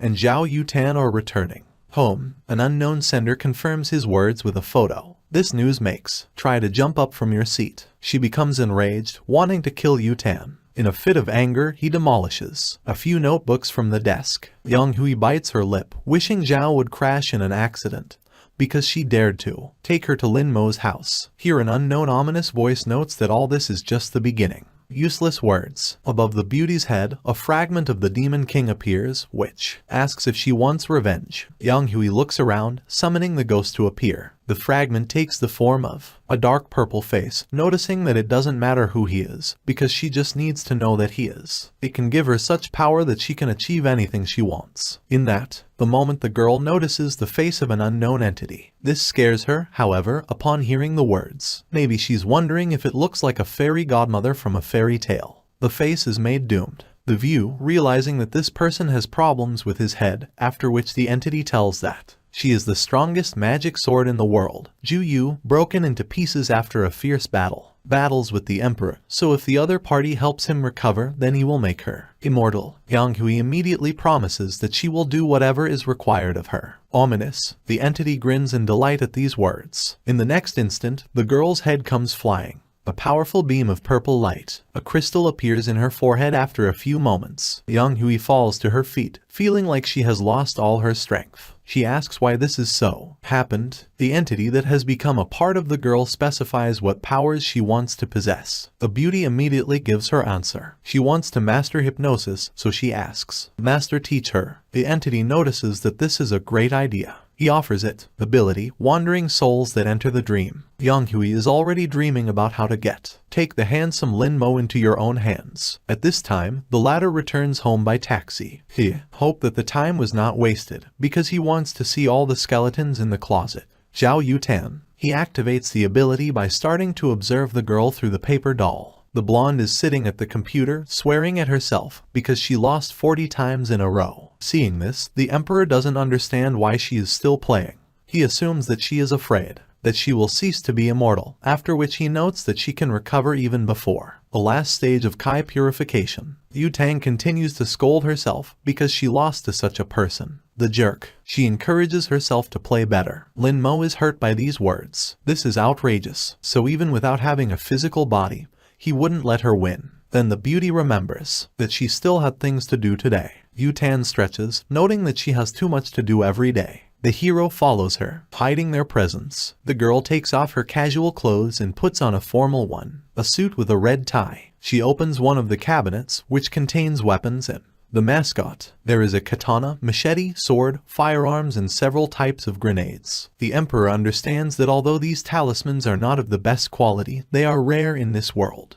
They meet. He rushes out of his seat to follow her and find out more information. The paper man lands on Yu Tan's skirt in a few jumps. Past, he gets on a motorcycle and goes somewhere. The blonde notices to herself that Lin Mo's shampoo smells very good. After that, he starts to get angry, saying that this helmet already belongs to him. She walks into a beautiful building. The building then passes through the beautiful doors, ending up in the banquet hall. Host offers to raise glasses and bless the new couple on this beautiful day. After that, she passes the word to the bride. Beauty in a black wedding dress thanks all her friends and family, a relative, for coming to her wedding with Cheng Zixu despite the busy schedule. After that, she continues with her long speech, thanking the parents and all the guests for. Separately, Yu Tang takes an empty seat, deciding to wait until it's all over. Some time passes, and the host announces that the wedding ceremony of Zhu Linyu and Cheng Zixu is officially over. The celebration begins. The blonde stands up from her seat. The bride asks if her betrothed is tired, because ahead,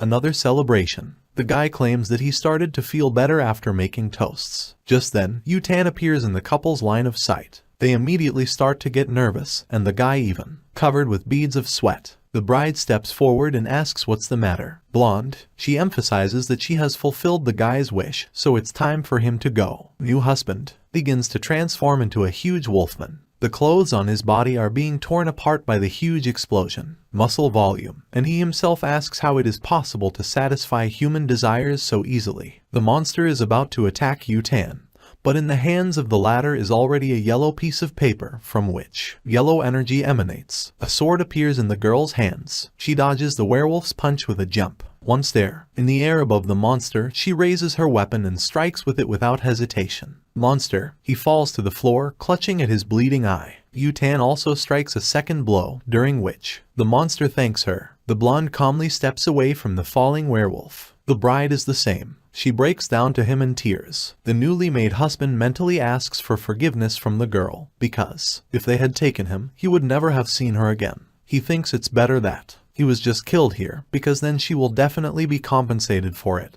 and she will not need it. Nothing for the rest of my life. The fur begins to fall off his skin, and he turns into a normal person. A person, even though somewhere in his heart he is very ashamed that he died right in front of her. One of the guests is shouting about murder. The bride falls on her knees in front of her beloved, asking him not to die. Tears trail down her cheeks. He grits his teeth, begging for someone. Call the police and ambulance. After that, she turns to Yutan, saying that she will kill her. The latter explains that she does not know her husband, because he absorbs female energy, and therefore seems like such a good hubby, and none of the benefactors have a good ending. After that, Yutan turns around, noticing that the bride might hate her. It's her fault, but she would soon forget everything. From the hands of the blonde to the ceiling flies the seal from her hands, from which the light emanates, a strange blue glow. The girl urges everyone to forget about what happened. Everyone around you. They fall, losing consciousness. Yutan also takes out his phone and calls someone to let them know that everything is ready, so he can come and clean up the place. At this moment, a piece of paper flies off the beauty's skirt. A human figure. The hero runs up to the dying werewolf, mentally noting that he can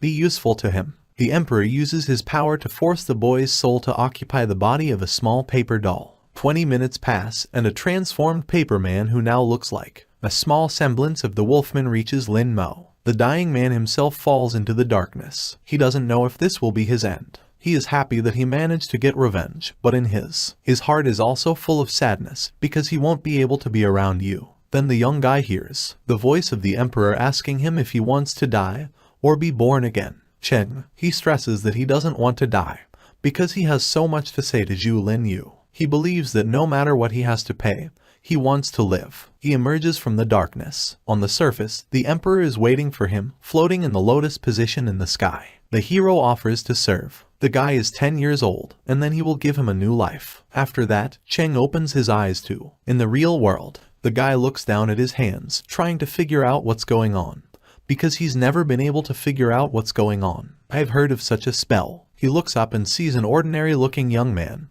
but then he's gone. Changes his mind, recognizing him as the most powerful young man he has ever seen. The little half-man half-wave kneels down, saying that servant Cheng Zixu is kneeling down in front of the master, and he thanks the master for the opportunity, so he will do any job. Lin Mo gets straight to the point, wanting to know more about today's intern. Cheng doesn't mind, but the topic is quite broad, so he doesn't know where to start. Emperor suggests that it is best to start with your own improvement. It turns out that since there is no aura in this world, the trainees must go to a secret place in order to. However, the secret realms are restricted and are under the rule of sects. Even if the trainees will join the sects and they won't have enough strength, resources, they don't care. They won't allocate much. It was even worse for him as a male cultivator with no background. Once in the sect, it was destroyed by high-level female cultivators, and after that, the servants didn't have any resources for cultivation. Lin Mo clarifies that's how he became a cultivator. The subordinate gives a positive response, noting that many trainees may turn to evil cultivators since they don't have the resources. However, the world of evil cultivators has always been about killing. The brunette asks if Zhao Yutan from Phoenix Group is a good example. Cheng answers positively, adding that Zhao Yutang is not only the top genius of his generation, but also a member of the Zhao family, one of the 3 aristocratic families. The emperor also asks if there are any. This realm is immortal, or is it possible to become immortal? The subordinate has never heard of it. About this, then he asks permission to ask something. It's important for him to know if he can meet your lover during these 10 years. Lin Mo notes that if the subordinate ceases to be necessary for him, then he can do what he wants, but not disclose it. Your identity. Cheng rejoices inwardly, because he didn't even dream of meeting such a good person. Master after death. He notices that it is so easy to negotiate with him, so soon he will be back again. We'll be together with you. The next day, the hero takes a new assistant to school with him. Last, he watches from his briefcase in disbelief. He can't figure out why he's using it. The gentleman goes to school, and then he assumes that he just took over the place. Cheng. He carefully observes what is happening, noticing that the gentleman is much more popular than he is. I thought all the girls were looking at him. The wolf man admits to himself that the master is so handsome that if he were a girl, he would have fallen for him long ago. Seeing at the extraordinary mix of emotions on Cheng Zixu's face, the emperor stiffens, asking himself, I wonder if this world can be gender neutral at all. As Lin Mo walks over to his desk, he notices something unusual. In his shelf is food. It is suggested that it could have been Sun Yunshu, but this assumption quickly disappears when Yang Hui comes up to him, saying that she remembers that he likes it all, so she bought it. This is for him to eat. A cousin intervenes in the conversation of the two, who does not understand what it is. It means everything. He puts a hand on the girl's shoulder, demanding an explanation. The latter emphasizes that it's quite normal to buy food for your fiancé. These words infuriate Zixuan, who he calls her a brute and raises his hand to slap her. Yang Hui intercepts the kick in time, flying, urging the guy to stop. At this moment, Lin Mo mentally realizes that the probability of hitting Zixuan was 0%. The girl declares that you should stop bothering Lin Mo, otherwise she won't be responsible for herself anymore. These words are even stronger. They make the guy angry. His eyes get wet, and then he runs out of the classroom. Yang Hui notices he will go to his own place, but if Lin Mo is touched by someone in the future, then he will have to go to his own place. Just tell her that. Two classmates are listening intently to this entire conversation. Couples. One of them notes that as soon as Lin Mo became more beautiful, Yang Hui immediately changed their attitude towards him, that it is very mean. The interlocutor replies that the main reason is that Lin Mo is good at communicating with Zhao Yutang, which is why the girl is trying to stick around like this. It's coming. Midday. Everyone goes to lunch. Meanwhile, Yutan's friend asks Tu to pay attention to a group chat where everyone writes that a girl named Yang Hui is taking people away from her. The blonde doesn't know if this is being written by idiots, because she doesn't like this fat guy at all, so he doesn't like her. He can do what he wants. Then a voice from the side notices that Lin Mo is no longer a fat man. The two friends pay attention to Yang Hui, who has arrived at their table. Right in front of them, she turns to the emperor, offering to eat together. Yutan's friend immediately understands that it's time for a real battle. She also informs Yutan that Yang Hui hates her. Here, the blonde woman loudly demands that Lin Mo doesn't talk to Yan Hui anymore, otherwise she will kick him. Backside. These words make even the eternally unflappable hero lose control of his emotions. The brunette calls the girls idiots, then takes a bag of food and goes on his own favorite place. Yang Hui follows him. The emperor admits to himself that he did not expect that. Together with his cultivation, he will receive such a curse, so he admits that he will not be able to survive. Not enough practice. At this time, Cheng notices that the master is the only one who is jealous of Zhao Yutan. The blonde asks her friend if she thought she heard him swear at her. The same. He says it doesn't matter, because if she'd kicked his ass in front of everyone, he'd definitely have. If he hadn't married, she would have been responsible. Yutan decides to forget about it quickly. After all, it becomes a person with the surname He, who is so confident in himself that he climbed on it. Lin Mo makes it to the roof, where an eternal rival awaits him, urging him to continue the battle. The emperor can sense this fiery hostility coming from the girl. He suggests that she holds a grudge against him for everything. The emperor sits down and makes his move. The girl stiffens, cursing under her breath because the opponent made too difficult a move. But I also planned a counterattack. Lin Mo marvels at this girl's skill, because now he will have to think carefully before then to make a move. Then his phone starts ringing. He opens his bag, takes out his chopsticks, and starts eating. The demon is annoyed by this, so she asks if it is so boring for him to play. The guy says that this is not so, because it's just time to eat. The girl makes a mental note that if he eats, then sooner or later he will recover again. While there is an opportunity, it is solved. Ask the person you're talking to if they've seen a fat schoolboy on the roof. The emperor begins to sweat, answering that he had never seen it. The reborn one notices to herself that just from the thought of this fat man's ribs hurt her. So as not to be bored, he pulls out his phone. She catches a glimpse of it. A group chat that talks about a fat guy who has had plastic surgery and he became a handsome man. 2 photos are sent to a group chat. It's about Lin Mo, of course. The girl angrily asks if the other person knows the person in the photo. She shows the hero phone number with its old image. She exudes an oppressive aura. The emperor remains unperturbed, giving a negative answer. The girl doesn't understand why. He's trying to trick her. She quickly comes to her senses, assuming that the other person is just. He hates his past self. The demon asks the guy not to worry, noticing that she is not going to settle scores with him. She takes a jacket out of her bag and hands it to him, telling him that she's on her way home. I washed it, although I don't think it will fit the guy now. The hero takes the clothes and the interlocutor. He gets to his feet, concluding that they're tied, so he's a terrific opponent. Linmo also admits that the girl is very strong, because few people can compare with him. The beauty informs that from today the war between them is over. The hero stops the girl, specifying 2 wins out of 3. She confirms this, adding that my name is Han Xinyu. The emperor tries to remember this name, but at this moment from the pocket of his jacket, Cheng jumps out, complimenting his master on being so strong that everyone is beautiful. Girls fall for it. Here the reborn decides to find out where the evil cultivators come from. Get resources. The subordinate tells you about the network of secret doors. Resources for cultivations are controlled by families, and as long as people manage them, I will. Sinful desires are born.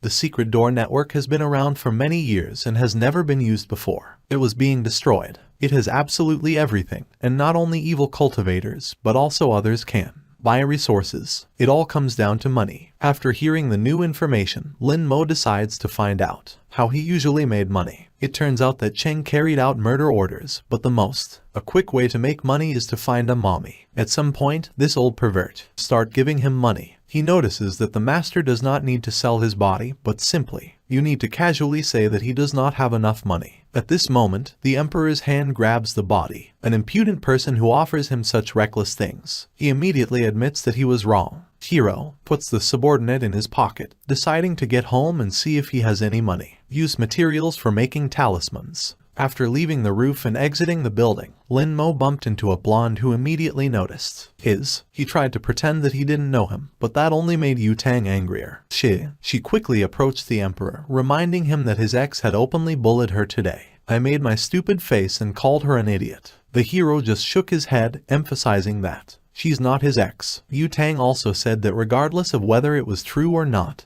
but she, a respected person, so the guy should go with her today. She asked him to climb up the stairs, assuring him that he would definitely give him a ride home later. The brunette pondered the situation. Obviously, he didn't want to agree, but he didn't want to give himself away either. The blonde clarified whether he sits down on his own, or whether he should be carried in his arms. These words prompted the reborn to act. He decided to take the seat himself. Yang Hui was watching from the sidelines, and she was expressing an open reaction. Hatred for Zhao Yutang. A voice inside her asked why she couldn't just hypnotize him. The girl also stated that she wanted Lin Mo to completely submit to her. Sitting in the back, the guy still decided to ask if the girl would let him go. The last one, she called him naive, noting that he should not believe in the words of women. Lin Mo's here, after reading her thoughts, he demanded that the interlocutor better not think about such things. This drove me to paint Yutan, forcing him to stop. The hero began to take off his helmet, while the blonde clarified. Does he think she's going to chase him? The emperor is almost certain that it's true. Beauties, embarrassed by these words, tries to deny the obvious. It's just a good thing. A brunette who asks her to remember that they're just classmates and she shouldn't mess with them. These words bring the fair sex out of themselves, because so many men, they want to be with her, and if it wasn't for the games, she wouldn't even talk to him. At this point, Cheng admires the strength of his master because he imperceptibly managed to attach a paper bag to the girl. A little man made out of A4 paper. Yu Tang leaves, allowing Lin Mo to return home. The same thing. It is interesting to learn more about the network of secret doors, so once in his room, he will be able to find out more about the network of secret doors. Starts a conversation with his subordinate. A half-human half-wolf starts typing the name of the site on the keyboard, stating that if the master wants to use the secret door network, then the servant will immediately arrange everything. Emperor. He sits down on the site and reads a couple of ads. In the first, he talks about the best long-legged dog, a beauty that you can take if you're the one. The second one shows a unique secret system 7 times a night on a first-come, first-served basis. The reborn still decides. Find out if this is the same magic site that the servant mentioned. The latter asks for the master. Take a closer look, because through these lustful women you can go to the treasure page. Through a few moments and a couple of mouse clicks, the hero goes to the site that was so important to him. Required. He doesn't really like what practice looks like in this world, because he doesn't know what to do with it. Low-level ones in the magic world, they turned into first-class ones in this world. Here it is. He notices that the cheapest stone and ginseng are worth 1 million. Cheng notes that if the master does not have enough money, he can find rich families and go to tricks to get rid of them. From them, The emperor glares at his subordinate, asking if he thinks he cares. Money. The interlocutor admits that the servant was wrong, and the master has great power and find another way. Here Lin Mo demands Cheng for his savings, if any. The subordinate refuses, because there are no more than 30,000 left on his account, which are. Having realized that a huge amount of money could not be obtained quickly and easily, the hero switches to another tab. Cheng immediately asks if the master wants to make a talisman. Realizing that he has hit the nail on the head, Cheng explains that with all due respect to Xiao, the price of the talisman is. It is very high and extremely difficult to manufacture, and he is also afraid that all the materials will be of poor quality. Characteristics. The emperor asks him not to worry about such things, because he is going to do low-quality mascots. Lin Mo goes back to practice. Cheng saw the master's purchase, mentally emphasizes that this is an extremely small resource for making a talisman. On the next morning, the reborn puts on a hood, mask, and glasses. He goes out to a point, getting things. A courier drives up to him and delivers everything that he ordered, asking him to deliver. It has 5 stars and wishing you all the best. The hero also understands that the transfer process itself has turned out to be very difficult. Simple as that. Cheng also says that the network of secret doors, like the aristocrats, has spread to. This world is everywhere. Some time passes. The emperor is at home. He's already unpacked it. He picked up the brushes he'd bought and gathered his thoughts for the talisman. The subordinate thinks to himself that he has already seen the masters of magic many times. Mascots, each of which worked with paper and ink, but the chance of success is only 30%. The guy exhales heavily, then gets down to business. Before Cheng could finish thinking, the emperor had already finished with the talismans. Subordinate. He was amazed at the speed of creating talismans, from which he can still feel the aura of a dragon in addition. Lin Mo asks him not to make a fuss, explaining that this has been done for thousands of years, although in his mind he says it was a pity that he only had enough strength for 2 talismans, so he would have to resort to buying one. Magic stones. The reborn one immediately put the talisman up for auction and installed it. The initial price is 500,000. Within a minute, several customers appeared, who immediately began to raise the price. The emperor marvels at such efficiency. Cheng also explains, it seemed that magic talismans had always been very popular, not only among cultivators, but also with the rest of the world, and among ordinary people. For them, talismans are the most real treasure, which, according to them, is the most precious thing in the world. However, it can lead to immortality. This information pleases Lin Mo, but then he feels that the paper man was stirring. He gets in touch with it. At this moment, Zhao Yutang, sitting at the computer using secret doors. The blonde also notices that they belong to. People were treating her like animals for the boy's disappearance, but it wouldn't have been her fault. Bothered if it wasn't related to the previous monster. Here the girl stumbles upon the hero's talisman, which she sells at auction. Its price is already at 880,000. She immediately notices that he is very good, and with the help of this, you can prepare for a meeting with the creature. The hero also realizes that Zhao Yutang may still be alive, useful to him. He also wonders if the case of the missing boy is connected to a demon lord. Lunch arrives. The emperor, as before, sends to the roof, but the Trinity gets in his way. The girl who urges him not to behave like this, because of this, everyone falls for him. Hero, it's getting serious. Yang Hui, who is getting bigger and bigger, is watching from around the corner. I like my ability more, because thanks to it, she hypnotized those guys and sent Lin Mo to cause trouble, wanting to come to the rescue like a real heroine, so that he couldn't ignore her anymore. The emperor is rude enough to ask the guys to leave with him. Roads. This makes them angry, because how dare any fat man tell them to do it. The leader calls for helpers. Hold him, wanting to see how he would be able to save his face in front of Yutang after this. The reborn one grabs the leader's head with the palm of his hand, then easily overpowers him, driving him into the wall. The emperor glares at the 2 remaining guys. Their leader is clearly unable to fight after such a hero attack. They're going to attack him with their fists. Yang Hui, she thinks this is the perfect moment to show up. But the silhouette of a girl with a black face flashes in front of her. Gorgeous black hair, making her stop. It's a demon that summons guys. Stop and ask what they are doing. The bully who got hit in the face tells a story about that they just wanted to be friends with Lin Mo, and Lin Mo had pushed him sharply. The brunette doesn't believe me. To the whiner, thinking that he was the one who started all this. Yang Hui is angry because this girl dared to mess up. its output. She leaves her hiding place, running out into the stairwell and asking if everything is alright. "I'm fine with Lin Mo." She explains her appearance by saying that she heard that he was in trouble, so I came running right away. She makes eye contact with the brunette, thanking her for her help and remarking that he would buy her dinner another time. She grabs the hero's arm, starting to pull on herself. Then the brunette catches her hand by the wrist, declaring that it is not appropriate for a woman to approach and grab the boy's hand. This behavior angers Yanhui, who demands that the girl mind her own business. "Emperor," he asks his girlfriend to forget about it, after which he passes by the blonde.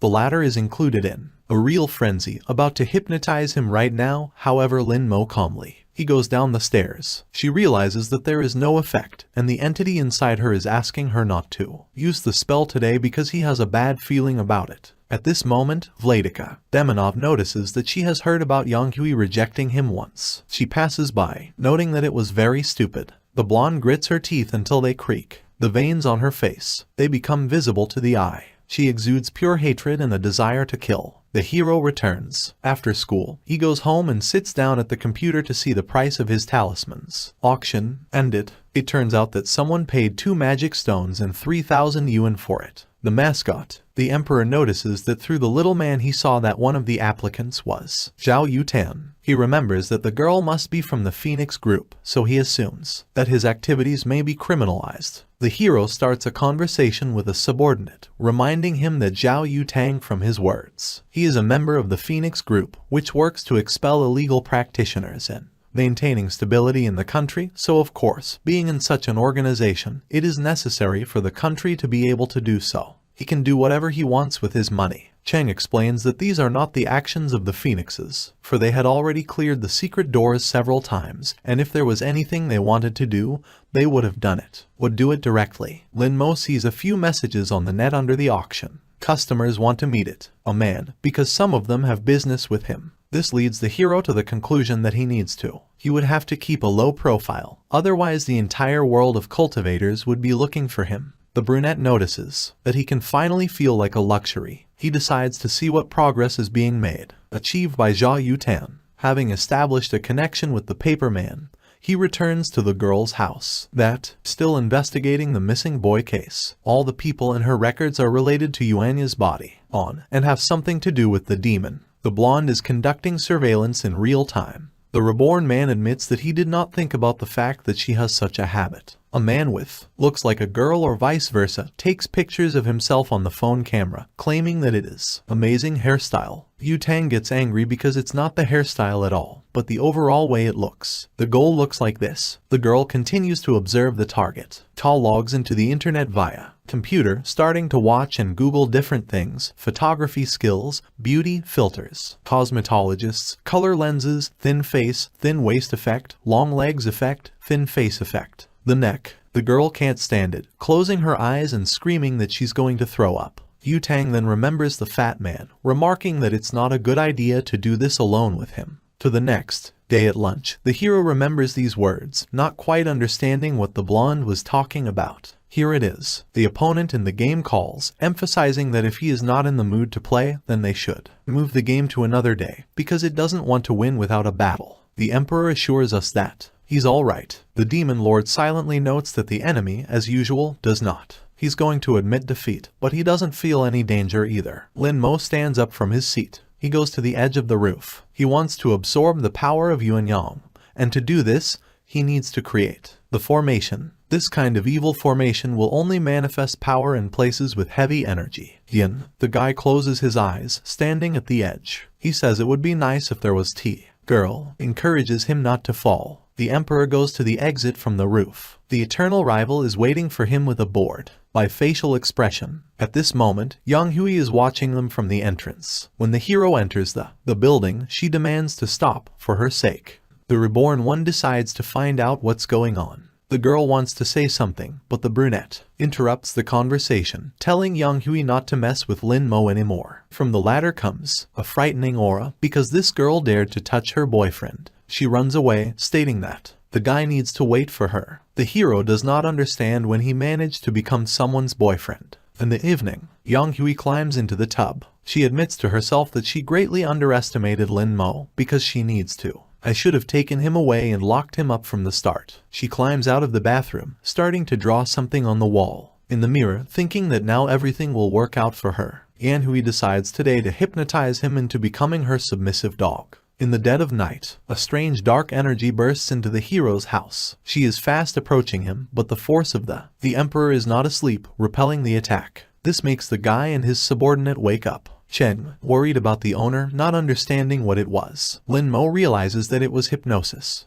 He realizes that he never imagined that someone in this world would try to hypnotize him. The Emperor. Morning comes. The brunette goes to her class. Yang Hui blocks his way. She asks then, without waiting for an answer, he leaves, giggling nervously, and asks her to come to her house tonight, mentally noting that she used hypnosis last night, so Lin Mo should submit to it. A grin appears on the face of the reborn, because he immediately puts two things together. The fact that Yang Hui is the source of his hypnosis from yesterday. The guy leaves a paper man on the girl's hair, but after a couple of minutes he loses it. Connect with your creation. Yanhui calmly found the paper man and destroyed it. Using your power. Sword Essence is amazed that this bastard dared to follow them. The girl tries to understand who they contacted, and the Essence notices that it doesn't matter at all. After all, they must not let him thwart their plans. When lessons end, the Emperor leaves school. He realizes that since the little man has disappeared, either the Demon Lord is behind Yanhui, or a demonic sword.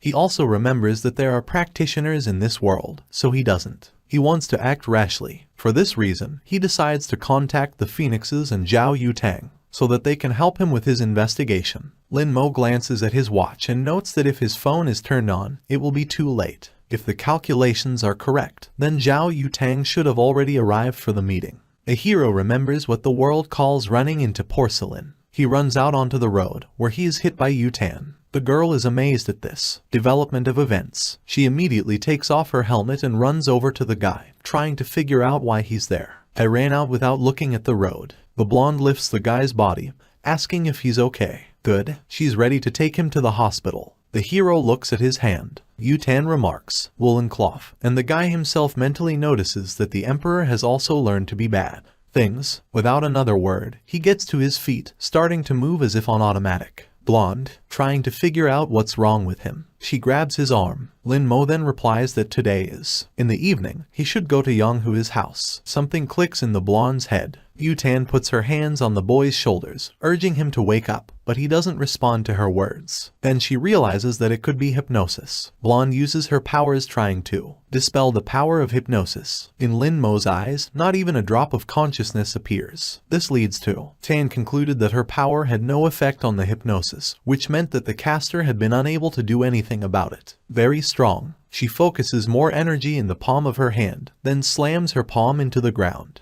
The guy's forehead. After that, the brunette regained consciousness. His gaze became meaningful, and he asked how he ended up here. Yutan notices that she is also curious to know why he went to Yang Hui's place. Hero. He asks what his fiancé has to do with her. This causes embarrassment on the face. Female interlocutors. She says that the guy suddenly jumped out on the road, and she hit him, so he needs to go to the doctor with her. He claims that he is fine, and then he is going to leave. The blonde doesn't understand how Lin Mo can be back to normal after being hit by a motorcycle. The brunette declares that he does not want to go anywhere with her, and if she is so sorry, then she can translate. Money for medical expenses. The beauty grabs the guy by the scruff of the neck, pulling him to her end, calling for an end to this clowning. She hands him a check, noting that he's just afraid that she's not going to let him get away with it. She would haunt him. Yutan angrily leaves, urging the guy to pay for himself treatment, and don't you dare remind her of it, or she'll kill him. The Emperor looks down and sees a check for several $100 million.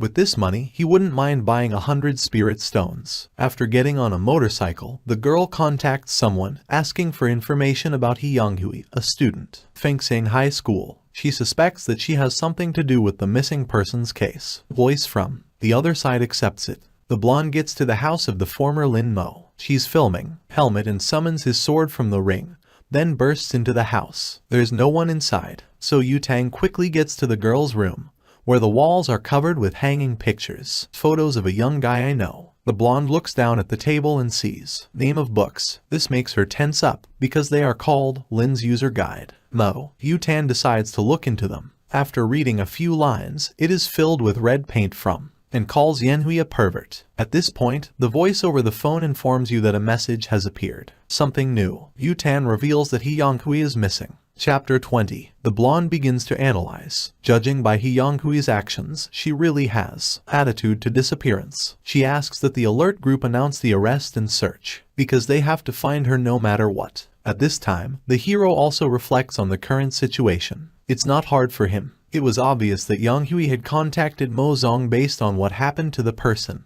But this one. Gordo isn't the only place where a lot of people have gone missing. Yanhui might just be one of them. The Demon Lord's pawns, so he would have to try and find Yanhui as quickly as possible. At this moment, a knock on the door catches Lin Mo's attention. It's his cousin who's asking, "Did the guy read the latest news?" Zixuan doesn't know who would want Yanhui. The hero notices that he doesn't know her very well. These words put the cousin in a stupor. However, the emperor has no intention of continuing the dialogue with him, so he slams the door in front of him. Zixuan runs to complain to his father about the behavior of a relative. It turns out that Yanhui was a suspect in a mistreatment and murder case a few years ago. The location of this person is now unknown and is still being investigated. A manhunt, and anyone who finds evidence will receive a reward. Seeing a photo of a girl on the web, the emperor admits that this team is working effectively, but there is still no news about Yanhui. Chen, it is amazing that such a cruel and ruthless woman wants to defame the name of the master. Lin Mo, however, he realizes that if the Demon Lord consumes Yuanyang's power, he will inevitably create a formation, and it will manifest its evil in a place where the concentration of yin energy is high. The brunette starts looking in a paper box of something. The subordinate mentally wonders what the master is looking for. The reborn takes out a few pieces of wood, then uses his power to transform them into some object. Cheng recognizes it immediately. This is the Sinan, a kind of compass. The guy notices that with the help of the Demon Lord's skills, the phoenixes couldn't find Yanhui. This is only possible if there are no magical powers involved, so he has the ability to cleansing Sinan. The hero takes out the stone, finishing the creation of the artifact. Subordinate. He is amazed at the strength of the master, because he does not improve for a relatively long time, but already has such incredible power. The emperor asks him to remove this thing. Cheng accepts the order, wondering what Sunin is for. Lin Mo explains that it is used to find places with a lot of yin energy. Here, the emperor notices a movement outside the window. His subordinate quickly hides with a new item in his pocket. The familiar face of Yutan appears in the window, knocking on the window and smiling.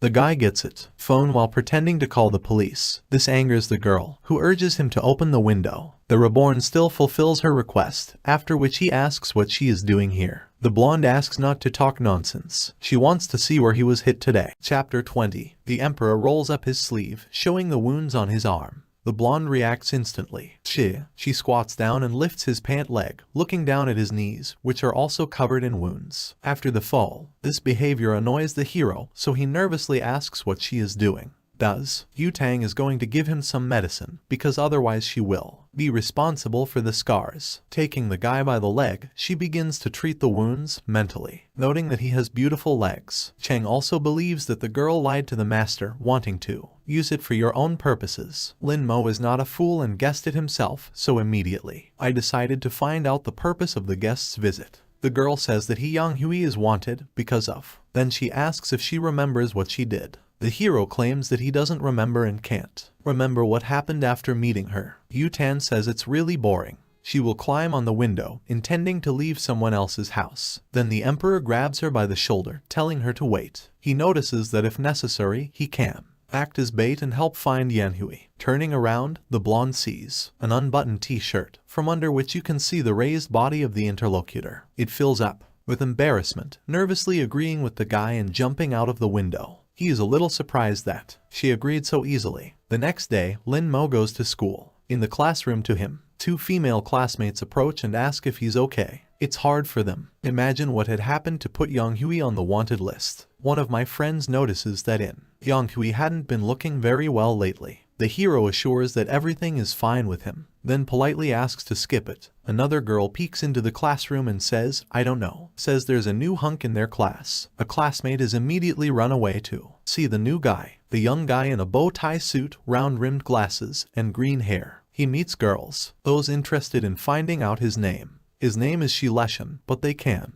just call him Leal. Then Yutan walks past him. The girls invite him to come with them, and He agrees. In fact, he transferred to this school for the sake of investigating Yang Hui's disappearance, but unexpectedly, such a beautiful woman appeared here. Leal turns around at the strange sound and sees how the blonde opens the door to the classroom with a kick, telling the fat man not to go anywhere after school. This picture gives him a silent shock. Lessons pass quickly and without incident. When he comes out of the classroom, Yu-tan is already waiting for him, inviting him to come with her. They enter an empty classroom. Lin-mo reports that his wound has healed, but if the girl tries again, if he takes off his pants, he'll call the police. The blonde urges the guy not to talk nonsense. She passes the diary to him, offering to look at it, noting that her relative is working. This is what he found in Yang Hui's house. The reborn one goes deeper into reading, but already on the way home. In the form how to use Lin-mo, he understands that something adequate is not worth it. Expect from this thing. Chapter 21.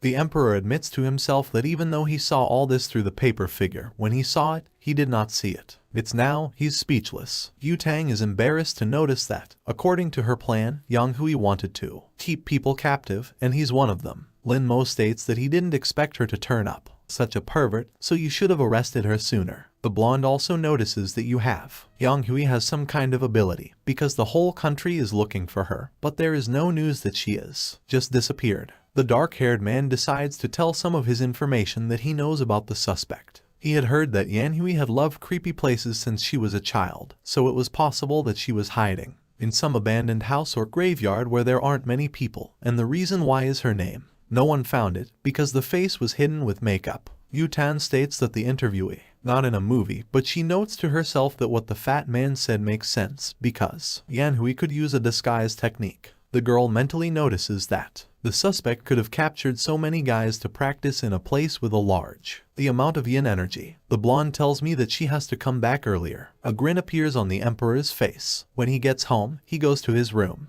The hints worked well, so Zhao Yu-tan will definitely go online to find a weapon, which will lead to yin energy. With such thoughts, the hero gives a command to his subordinate. Put up for sale Seungen. Cheng quickly carried out the master's will, setting the initial price at 10,000, but a few seconds later someone put the price at 5 million. At that time, Blonde, sitting at the computer in her home, is a little surprised by the speed of price increase, up to 5 million, but she believes that all this is just a show-off, because you should not get involved with poor people. Using his paperman, Lin-mo realizes that Zhao Yu-tang has logged onto the network, is passing just a few seconds before his trade closes. The subordinate is amazed that someone, I gave 10 million yuan for this little thing, because that's how many mothers you need to have in order to buy it. Get so much money. The next day, the blonde is together with the group, using a new device that sends you to search. The artifact leads them into the thicket of the forest. A woman with a horizontal scar running across his nose. He claims that this compass is the real thing.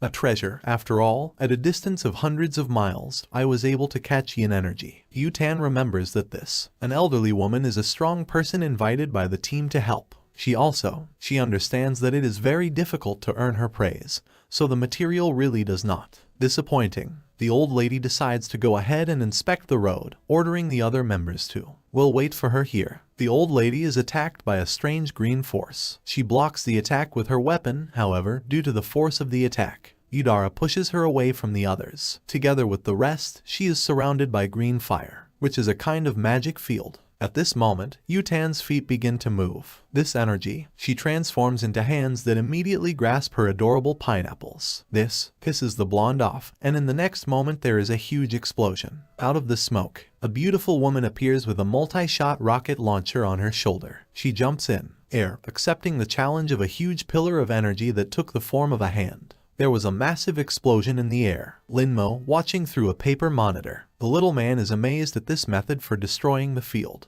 It assumes that the girl made a modern weapon out of the ring. The hero admits that this is very entertaining. In the next instant, a hole appears in the wall of the house from the girl's blow. In her hands was Zixuan, who she left in the next room. The dark-haired man notices what is coming from her, an unusual aura. The emperor asks Cheng not to interfere, considering that he will decide everything himself. He suggests that the girl was hypnotized by Yang Hui and wanted to tie him up. Lin-mo understands that a fight is like a fire, and that's what Yang Hui takes advantage of, because she doesn't want to waste her time trying to fight. Come on your own. The girl takes a fighting stance, intending to hit the guy. The Emperor quickly deduces that the yin energy that Zhao Yutang has found is only a matter of time. A decoy, and Yan Hui herself is hiding somewhere else. Reborn takes a girl's punch, falling to the floor. He pretends to pass out, even though he would have if he hadn't. He used spiritual energy to protect himself. He wants this representative of the beautiful. Paula tied him up and took him to Yan Hui's hideout. And so it happens. Beauty grabs two guys. He ties them up, puts bags over their heads, and throws them into the van. After some time, the hero, it turns out to be in an abandoned place. The bag is removed from his head, and he can see Yang Hui, which asks if he's surprised. The hero replies that he can't say for sure if he's surprised or not. This tone makes the girl lose her temper. She slams him into the wall, telling him that he really doesn't know what to do. Learn from mistakes. The Emperor advises the girl not to approach him. Yang Hui laughs, saying that he is only a child, pretending to be so noble even though she's always messing around with Zhao Yutang and Han Zini, so he even doubts that he is still a virgin. Then the entity inside her says that Zhao Yutang has already broken the field and is on her way here, so she should get down to business and then she'll have these. A power that even the Emperor would be at her feet. The girl turns around, stating that Daizong is waiting for her, after which she orders Lin Mo to sit here and be nice and she will come back to him after. After trying out the Emperor, the dark-haired man quickly deduces that the demonic sword or the demon lord is in the girl's body, otherwise she wouldn't have said his name. After some time, Zixuan wakes up in a cage. He immediately begs not to be killed, and then he spots his cousin and asks where they are. Relatives are located in one of the many cells in some kind of underground hall with a magic circle in the center. At this time, Zhao Yutang realizes that this place is a decoy. She decides to follow in the direction that Sunan is showing. Here a strange entity appears behind the blonde's back. He asks her where she's going. A powerful burst of energy pushes the entire group back. A humanoid entity with 6 arms appears in front of them and asks them to give it to them. Die. Chapter 22. Deer sitting between the trees, eating grass. Then a loud sound attracts him attention, and he involuntarily raises his head. His sense of danger malfunctions, and the animal, he takes off. After a few moments, the ground in that place is covered with a layer of cracks from multiple energy blades. The giant folds his 4 hands in a prayer gesture. Round blades appear from it, which she points at Yutang's group. He urges them not to run. The blonde tries to break the distance with the monster, but her back is flying. Energy blades. She doesn't pay attention to them, as if she doesn't feel any danger. Covers the old lady, saying that she will deal with him, and the girl needs to bring help. He's amazed that some granny really thinks she can beat him. He reminds them that he told them not to try to escape. The enemy uses a strange power to transform the enemy's body. His body in several flying stone slabs in a circle, in the center of which his face is created. The old lady understands that this is devouring souls, so she encourages everyone to use the aura to protect your body. One member of the group does not have time to do this. The power drains from her body. Then the soulless shell falls to the ground. The death of a comrade angers Zhao Yutang. She summons your weapon to fight the monster. A bow appears in the blonde's hands. She pulls the bowstring and aims at the enemy, wanting to smash his face. A powerful force pulse is sent to the enemy. Attack power draws out the image. Entities are sent back, but no significant damage is done to the monster. That one even. He scoffs, asking if that's all. The old lady notes that almost half of them are exhausted, so this is not enough to harm Tom at all. At this time, the entity is gaining more. Air enters the lungs, then spits out a strange smoke on them. The deceased comrade raises his hands to the floor, legs turning into a zombie that immediately attacks Zhao Yutang. Bow in the hands of a blonde disappears, turning into a sword. With a quick and confident movement, she cuts through the rebel's flesh. A friend. The girl is attacked by other team members who have turned her into a zombie. The old lady reports that it will help her resist the poison gas, so she should get rid of it as quickly as possible. This horror, she stresses that these people are infected, so they are no longer their allies. Zhao Yutang moves quickly between 2 zombies, killing one of them. Quickly, turning around, he raises his weapon over his head, intending to finish off the second enemy, but then the zombie addresses her in a completely human voice, calling her Mrs. Zhao. Blonde stops the weapon a few centimeters from the throat of the turned comrade, ranging from this behavior. Zombies take advantage of this, without a drop of doubt strike at the girl. Deep, the wound in his side didn't stop Zhao Yutang. She tightens her grip on the weapon. With 2 quick swings, it destroys the enemy. It stops. Blood is spurting from her side.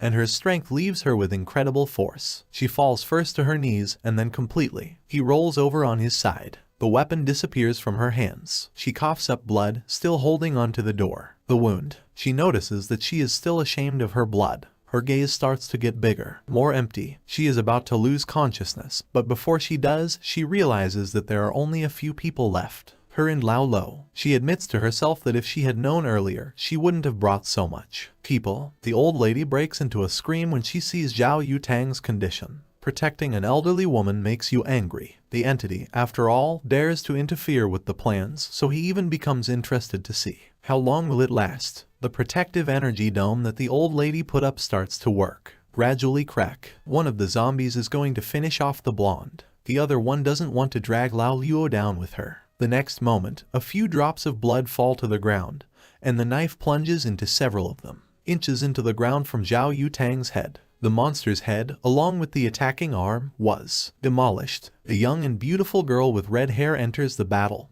Who says that? I felt my strength waning and ran to her aid. Hands on hips, the stranger declares that she is not too late. This is team leader Zhao Honglin. Bye. The second zombie is also beheaded, and the blonde recognizes the girl as her grandmother. At that time, the old lady also notices Honglin Xingjun's appearance. At this point, the protective barrier falls, and the power of the entity is directed towards her. The enemy laughs, saying that it is so noble to dare to save them, and then die. Honglin points his fingers at the enemy, a little surprised that the thing isn't dead yet. Enemy. However, he provokes her, claiming that no one in the whole world will be able to fight with a sword, because the Emperor is coming today. As the other party spoke, a sword flew out from Honglin's fingers, which was connected to the other party's body. With amazing ease, it pierces the enemy, causing them to turn to dust. Zhao Yutan suggests it was a soul. The grandmother leans over her granddaughter, realizing that she is very strong. Got hurt. She's also glad that her bowels haven't fallen out yet. Honglin passes it to her. Medicine. The blonde accepts it, asking her grandmother to help with the search for her classmate, which is the enemy's target. Honglin notices that she understands. After that, Zhao Yutan loses consciousness, and the girl turns to Old Lo. She decides to find out where the guy Zhao Yutan was talking about is. The interviewee tells us that this guy must be in a very dark place, so the suman that you carried with her. Tanis, I must help them. Honglin assures that this is not necessary. Her huge cock lands in the ground. The sword, and she adds that she will get it herself. The girl pulls the weapon out of the ground, after which he sits on it, ordering Zhao Yutan to be taken to the headquarters to be treated, and she herself. He would go to this dark place to find out. At this time, Lin Mo is sitting in a cage, watching the Yanghui, who is sitting in a meditation position in the center of the magic circle. Chen gets interested. What does it do? The Emperor explains that the price of cultivating Yanghui is aging. She will age every time after absorbing the power. The subordinate notices that the girl, I really started to look older. Suddenly, Yanghui has a premonition of something. Yanghui gets up from his seat, asking who's here. When no response was received, he goes to the door and opens it. A little girl with red hair stands in the doorway. Yanghui assumes that the child is lost. Honglin informs her that the little wand is already there. It's flying. These words cause only a silent question from the girl, what the child is talking about. At this time, Cheng decides to find out if it's okay to knock Zixuan out right after he wakes up. Emperor gives a positive answer, adding that the cousin is a tough nut to crack. In the next instant, the software, a loud sound from creating a gap in the ceiling radiates to the room. A huge plane arrives in Yanghui, a sword, piercing it and driving it into the wall. Honglin notices that this is just the beginning, and the girl is all ready. She cries, after which she sits down on the sword, specifying what the opponent will do. The red-haired one encourages you to at least try. At this moment, the veins on Yanhui's arm become visible to the eye. She expresses her hatred towards everything and pulls out a sword. Falling to the floor, she throws the weapon back at the girl. When she lands, she tries to figure out what's going on. This is for a brat. Honglin turns to the hilt of the stuck sword, asking if this is the end. Yanghui mentally appeals to Senior Ju Yu, telling her that she doesn't know what to do, because she doesn't know what to do. This girl's equal. Events are moved back a day. The brunette that the Emperor plays with. Every day in shogi, he sits opposite a girl with horns on her head.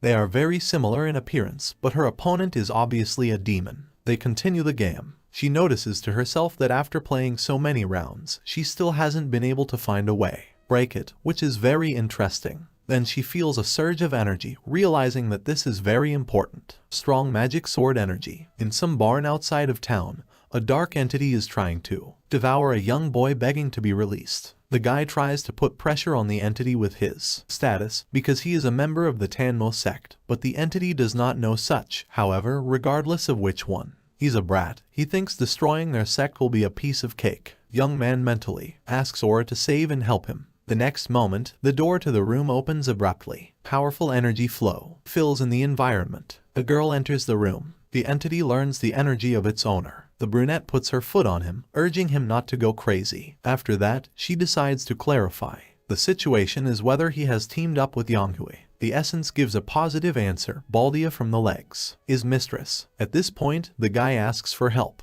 He is the son of the head of Tanmo and Goff. Serve her. The guy says that the Tanmo sect are demon cultivators, and their strength is not inferior to Fengzu. At this point, the girl sits on her longtime subordinate, stating that she does not need people, only dogs. In response to this, the entity barks. The demon lord laughs, asking me to leave. Take the boy to her chambers, because he can become her dog. Guy thanking his mistress for mercy, whereupon she adds that from now on the servant's house will be hers. With these words, he loses consciousness. The entity tries to wake him up because he is talking to the owner. Girl, however, she notes that she took too much strength from Yuan Yang, which caused him to pass out. She asks for, tell your subordinate about your plan. He uses Yanghui to restore his strength, and the forest and the smell here are just traps so that they won't get here with a search. Entity. He tells her that he and Yanghui are hiding in an abandoned factory, and with the current progress, he will be able to recover in 10 days. Vladika approves the plan, asking if Yanghui is still there, completely under his control. The subordinate points out that Yanghui is too naive, so she has to be careful. It's easy to get them to do anything using Lin Mao. The girl says that from the dog's mouth is not. It is worth waiting for the ivory. She assumes that Yanghui will do something dirty to the guy, so she orders the servant to do whatever it takes to prevent this from happening.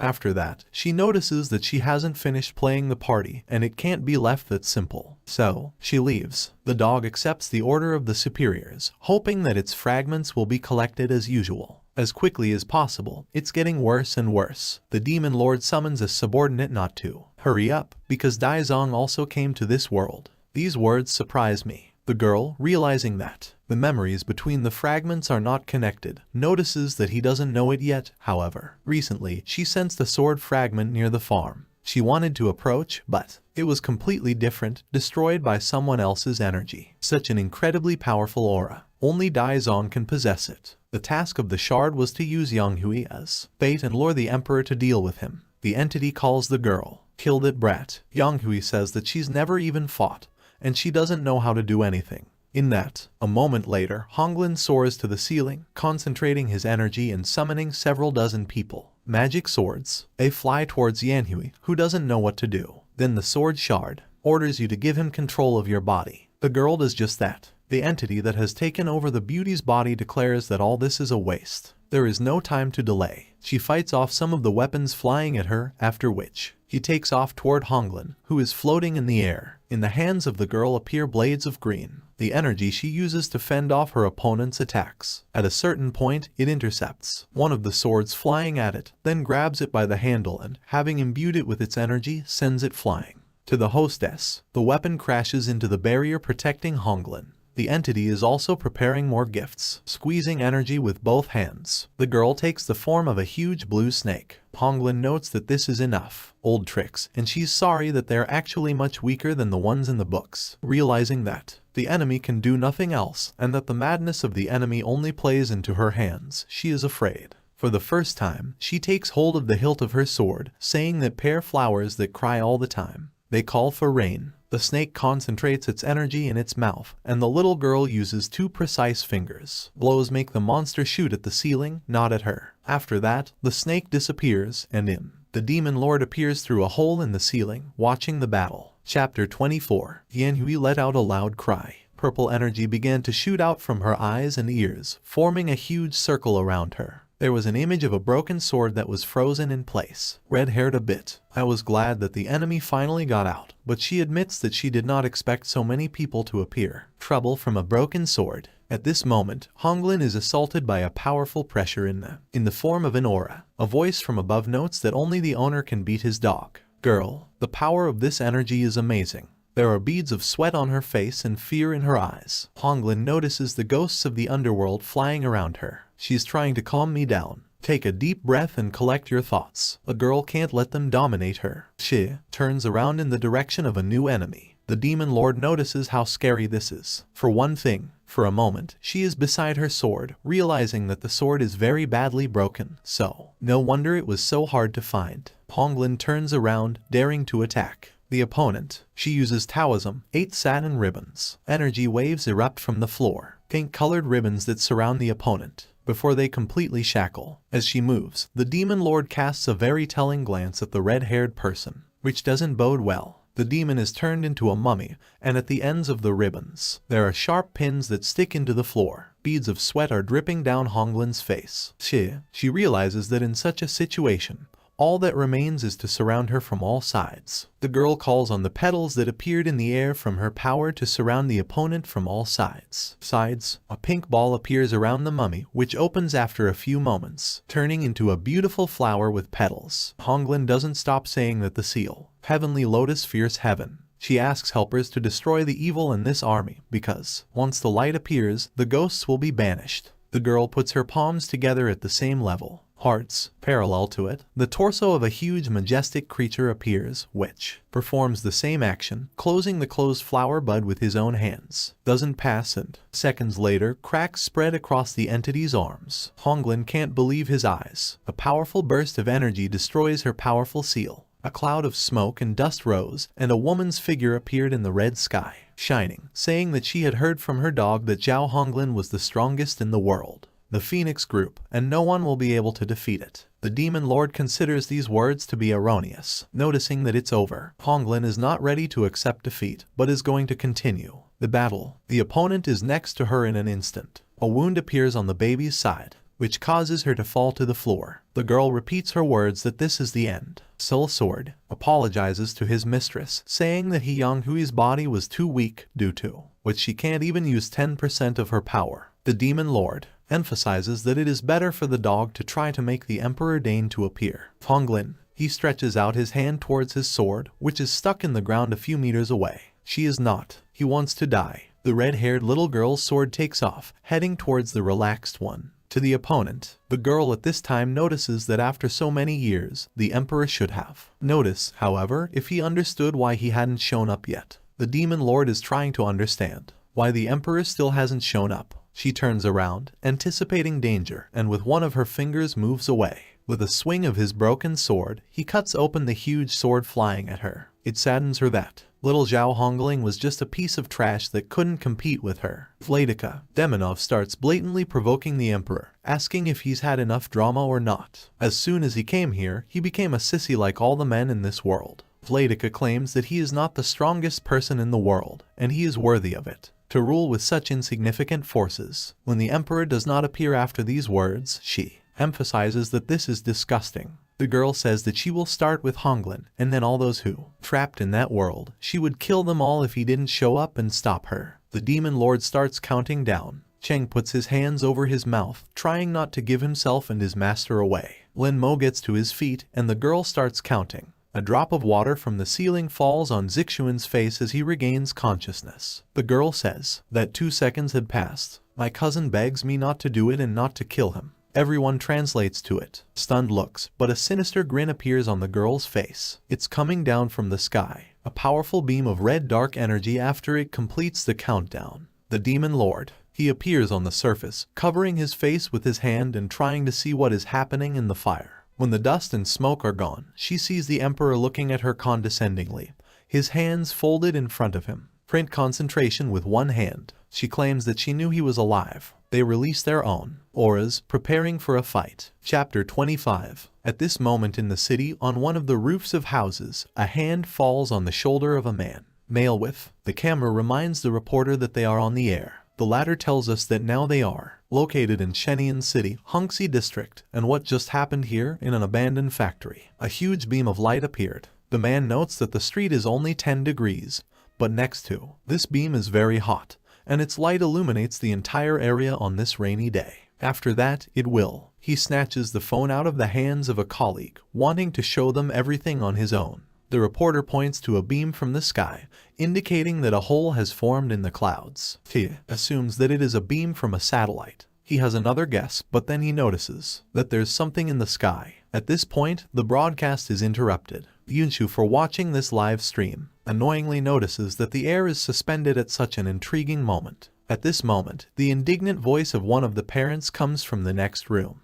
He scolds the girl for staring at her phone for a long time and then asking if she's finished. She has homework for the weekend. Sung says that she's already done everything, and then she gets up from the bed. Your place. Remembering what the broadcast said about the Hongxi area, she understands what it is. It's far enough away from here, but Lin Mo's house is somewhere out there. The girl notices that she does not have any peace in life, because first they announced Yang Hui wanted, and then this ray of light. All my classmates have already sent me photos of him, right? That it's definitely not a fake. At this point, she goes to the door and grabs the handle, but the door does not open. Just blows away a whirlwind in the form of an emperor fighting a demon lord. They fly by, past the girl without even noticing. Yunshu didn't even understand what had happened. In her hands there was a piece of the door together with the handle, and in the house, 2 huge holes appeared. At this moment, the demon lord is together with the emperor. They end up in the air. She notices that without her sword, he is simply insignificant and good for nothing.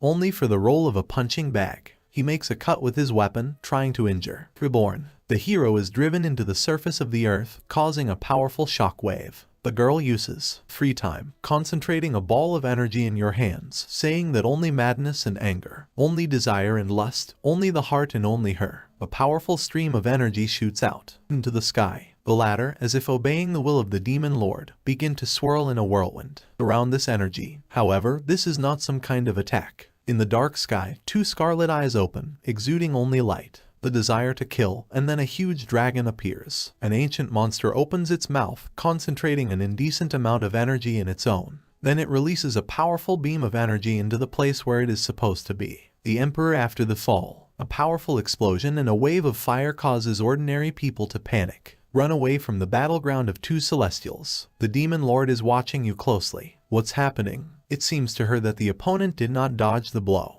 After a few moments on her, a grin appears on his face. The hero does not understand why children from rich families behave like this. He notices what they say. The demon lord of that generation was extremely cruel and killed everyone indiscriminately, causing harm to ordinary people. However, the current generation of Mozong's heirs is even more cruel than before. Their father's generation. The emperor admits that at first he didn't even believe it until he noticed disagreements between themselves of this and past life. He notices that the father and daughter are the same. This angers his opponent, who demands that he not dare to talk about her father. She reminds me that he's just an outsider, so he has no right to get involved. She takes control of the dragon, which is already ready to repeat its attack. The ancient creature releases several small balls from its mouths, starting a bombardment. The whole district. She states that she can't kill everyone in a row, but if the enemy dies, then these people will die. Humans can live, so the demon lord calls on the emperor to kneel down and beg her. Kill him for the sake of mortals. She knows perfectly well that he won't do it, because let him talk. That he does everything for the sake of mortals is really hypocritical, for he does everything for the sake of myself. With that, the dragon opens its mouth, concentrating more energy and releasing it into the air in the form of a beam, creating a whole series of explosions. The demon lord becomes interested in what the enemy will do already, because his shield is broken. The emperor's 2 fingers are covered in glowing energy. Then the girl's eyes widen in surprise, understanding, because it's a sword. The weapon returns to the owner, simultaneously killing the dragon in the sky. Lin Mo notes that he finally got his really good sword. The opponent, she says that when she wasn't looking, he glued a paper man to her and then used it on her. A shield to stall for time and intentionally make her show her flaws when the weapon it should appear. She pulls the sword towards her, realizing that all the emperors of his dynasty are like that. The demon lord sends an arc of energy towards the opponent with a vertical swing, saying that in his situation, even a piece of scrap metal can be useful to him. The emperor is the same. Covers your weapon with fire, then swipes it in a circle around you, blocking the attack. Opponents with the help of the sacred law alchemy of heavenly fire. The demon lord. He smiles, saying that he always gives out something new. They collide in a deadly dance. Neither is inferior to the other. They are like two flashes flash across the sky. At a certain point, the demon lord injures him by hitting him. The collarbone. The hero mentally notes that he finally got there, even though he was slower than I expected. The girl doesn't stop her attack. 4 fast ones at once. The attacks are intended to pierce Lin Mo's body, but he just disappears into space. Shadows. Then she realizes that she has destroyed the paper figure clone. It quickly dawns on her that the Emperor switched places with him after she injured him. At this point, too, the fighter planes start firing at the demon lord. She laughs, putting up a protective shield. The girl realizes that this was part of the plans of her enemy. She understands what he's decided. Use the weapons of this world, because he does not have the aura to use such a thing. Power. The demon lord sends a retaliatory attack to the attacking humans in the form of an energy shield. Splash screen. The girl's attack flies past 2 fighter jets. One of them fires a missile at the target. The demon lord claims that this attack is too slow. She easily dodges it. However, the missile turns out to be homing. It turns around and returns to the target. The girl obviously did not expect something like this, noticing the returned object very late. A powerful sound from the explosion spreads around the area. A pile of smoke rises in the air. Fighters are the same. They fix the target, which is why they send even more missiles in its direction. The Emperor is watching. Watch what is happening from the outside. Everything is going according to his plan, but he understands that even the most powerful army will only be able to hold off his nemesis for 1 minute. Lin Mo doesn't waste any time. He knows that without the holy sword, it doesn't matter how long it is. However, he will not be her opponent, so if he wants to win, then he needs to find a weapon equal in power to his sword. The forging was just completed, and now the most important part remains. It appeals to someone to deal with it. Chapter 26. The fighters are running out of shells, so they're going to head back to base for the next round. Rearmament. In the center of the city there is a huge crater, from which it constantly falls. Black smoke. Suddenly, a long arm bursts out of the ground and grabs one of the soldiers. Planes. The pilot begs the entity to back off and get out, but it doesn't. A huge hand throws one fighter jet at another, causing a massive explosion. After that, out of the ground, a huge thing with a series of sharp teeth and a long tongue bursts out. It moves on. 4 limbs. The creature has no eyes or hair. The demon lord left in the sky warns that anyone who intervenes in this war will die. She'll just make them disappear. The sword soul noticed that this locust beast was moving towards the aura cluster, so it would catch up. The Emperor, which is why the winner is already known. The subordinate notices that the Emperor is right. He's up to something, so the hostess has to find him, and the sooner the better. At this point, the view. The last one rushes down. Among the ruins of houses stands a boy about 6 years old, who cries and calls, "Help daddy," because he's scared. At this moment, the creature's huge hand is about to kill a kid who closes his eyes, believing to the very end that his dad will save him. Looking at this picture, the girl involuntarily closes her eyes, remembering her childhood, in which she had no children. She had something similar. At this time on the bridge at the exit from the city formed a huge stopper. Someone is trying to call a loved one, trying to find out where they are. But there is no signal, which is why the connection is cut off. The person swears, noting that therefore it is impossible. Fooling around in the streets. It turns out to be Song Yunchu's family. The girl's father asks if she listens to the news. Ta gives negative response, emphasizing that there is no signal. Then the man turns on the radio too. By car. It reports the latest news. A monster in the city center has suddenly disappeared. The father swears, because to all the troubles on the streets it started raining, which extinguishes the signal from the TV station. Yunchu then says with fear in her voice that she doesn't think it should rain. And really a huge water tornado forms in the center of the lake, which gives the impression that it's raining. People, as if not feeling the danger, shoot this unthinkable event on camera. The Emperor is the same, stands at the center of this natural phenomenon, strengthening his sword. It calls for all kinds of waves. Devour the sky. An unusual power is being concentrated in his fist. A ball of blue energy is formed, and the vortex abruptly stops. Huge wave flow. It returns to the bay, creating a powerful wave that drowns cars on the bridge. Sun Yunchu. She leaves the vehicle, even though her father asks her to come back, because this is really crazy. The girl does not understand how this is possible, because the whole river seems to have overflowed its banks for no reason. And then it dried up completely. A huge amount of steam obscures the view of all people, but from a bird's eye view you can see that there are only small pieces of water left from the river which look pathetic against the background of what it is. There was a river. At this time, Lin Mo walks over to his new weapon and grabs it by the hilt, causing a powerful shock wave. The hero takes to the sky with his new weapon in his hands. He examines it carefully. Neighborhood. The demon lord, being at a respectful distance, notices that this was a very strange event. Expected, but she won't be waiting for him anymore. The girl decided to save that boy, which reminded her of the past. As soon as she finds his father, she lets him go. The boy. The child runs to his father, who embraces him with tears in his eyes. She's asking for it. Pick up the kids and get away from here, because it's dangerous here. The demon lord says it's not her style to be tired, so she wants to hurry up. Get it over with. She concentrates all her energy, bringing the broken sword behind her back and noting that it's just like in a previous life. The hero accepts this challenge. Behind the girl, the energy takes on the face of a frightening demon with sharp features. Having set foot on the path of the devil,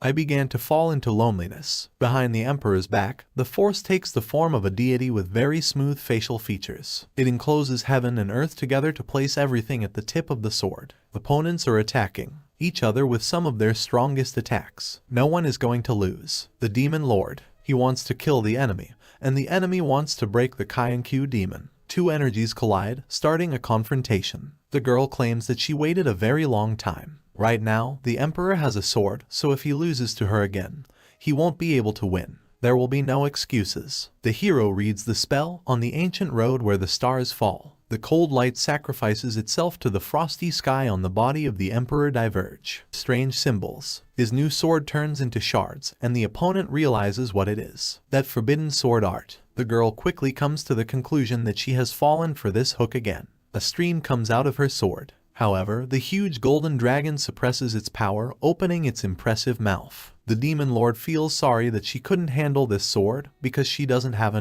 the strength to resist. In the next instant, a powerful stream of golden energy blows it away, creating a huge explosion. An incredible shock wave. A strange blue crack appears in the sky. It gradually opens up, showing a view of distant space. The demon lord is lying in ruins, bleeding to death. She sees that the sky has cracked, starting to pull in the rubble of buildings. The hero lands next to the opponent, declaring that the winner is determined. The girl is the same. He claims that all this is nonsense, and this is just the beginning. After that, she emphasizes that what he was like, so it remained. At this moment, the other half of the sword appears behind the emperor's back. The demon lord couldn't believe her eyes. After all, she had worked so hard to find the fragments, and he had so many of them. The hero also calls not to fool the opponent, claiming that she will know everything after the merger. The demon lord notices that even swords are endowed with such qualities. Her injuries would heal later, but after that blow, they lost their spiritual energy. So she now has half as much energy as he does. She is ready to admit that the victories in such a case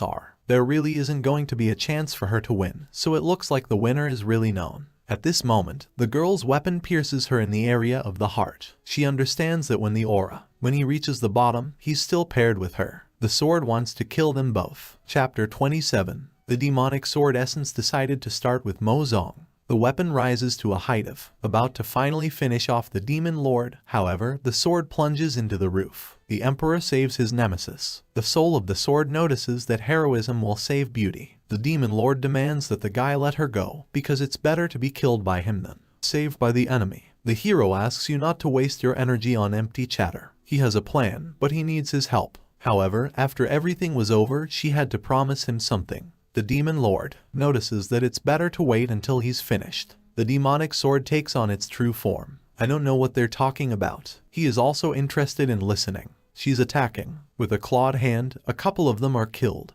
But the emperor gathers his strength, summoning the demon Wangzhang. The hero summons the enemy to perish in the prison of light. The demon's flesh is pierced several times. Thick energy blades. He loses control of his body, not understanding how this can happen. Perhaps, the emperor notes that this trap is easy to unlock with the power of Yuan Yang.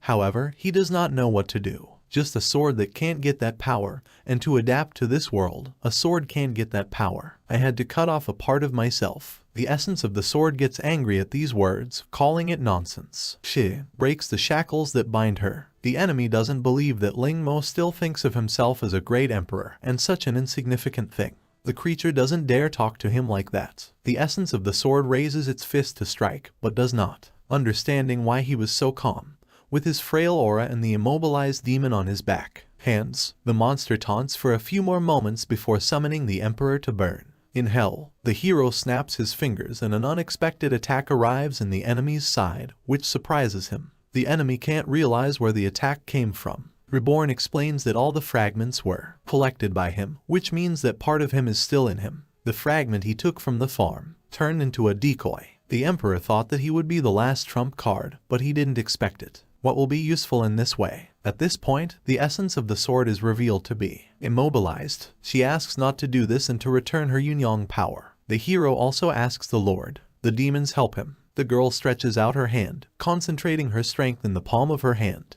The enemy screams and begs for forgiveness, but the demon lord calmly and unhesitatingly devours all the power of the demon king. Its power, the sword returns to its normal form, realizing that the case smells fried. By its name, cracks radiate from the base. The girl thought so. Even if Yunyang's strength was fused, it's still in his body. She calls on the subordinate to eat it all so that pay your bills. Her wounds heal and she gets back on her feet. At this moment, the tongue of the huge monster from the space-time hole grabs the sword, who asks the Lord for help. The girl declares that he will have fun with the beast of chaos after. Instead, she turns to the Emperor, realizing that everything is going according to his plan, and asking which one. Next step. The plot revolves around a boy born into a Runkendel family that has been recognized as a family of illustrious swordsmen and rules half of the world.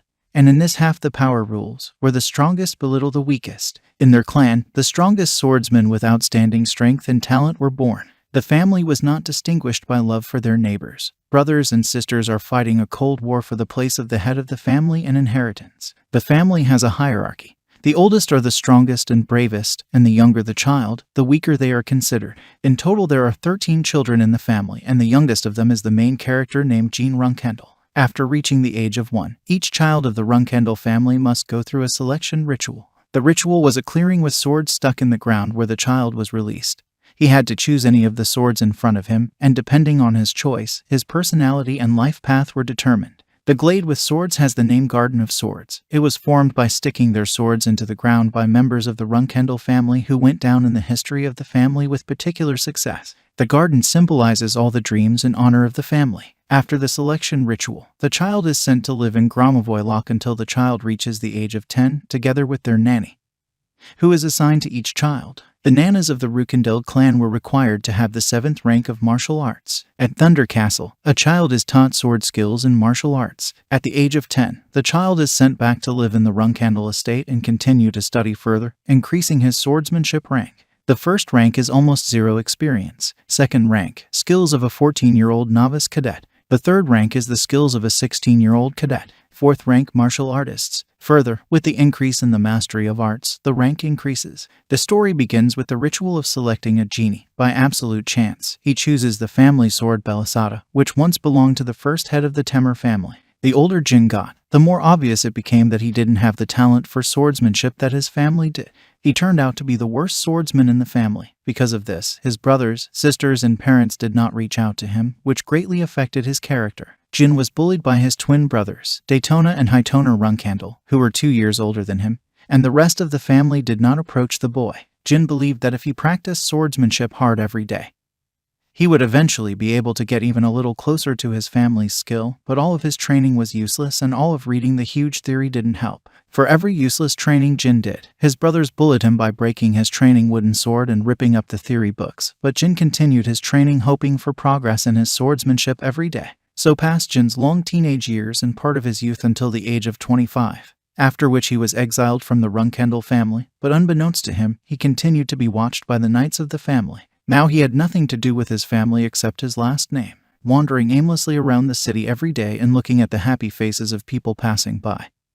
He met a master who taught him how to use magic. Having magical abilities was strictly forbidden in the Runkendel family, which was probably why Jin couldn't find this talent of subduing magic power in himself. It's been 3 years since Jin was exiled and studied magic, and on one of the evenings of the magic reception training, Jin was illuminated by a dark aura and a god or shadow master appeared to him. After his sudden appearance, Fred discovers that Jin is under the Blade Illusion curse, which suppresses the sword skill, and offers Jin a contract in which he creates immunity to curses and grants him the power of Shadow Kai. Soldred mentions that it's probably because of the curse and his Runkhandle blood as a swordsman family that he was so drawn to Jin. After the soldier makes Jin an unprecedented magician and promises to watch him, then disappears. Jin, realizing that the curse has been lifted, takes up his sword and runs outside to experience the skill that has been locked up all these years. He abruptly raises the sword above his head and begins to feel that he can't feel the weight of the sword and he's not moving.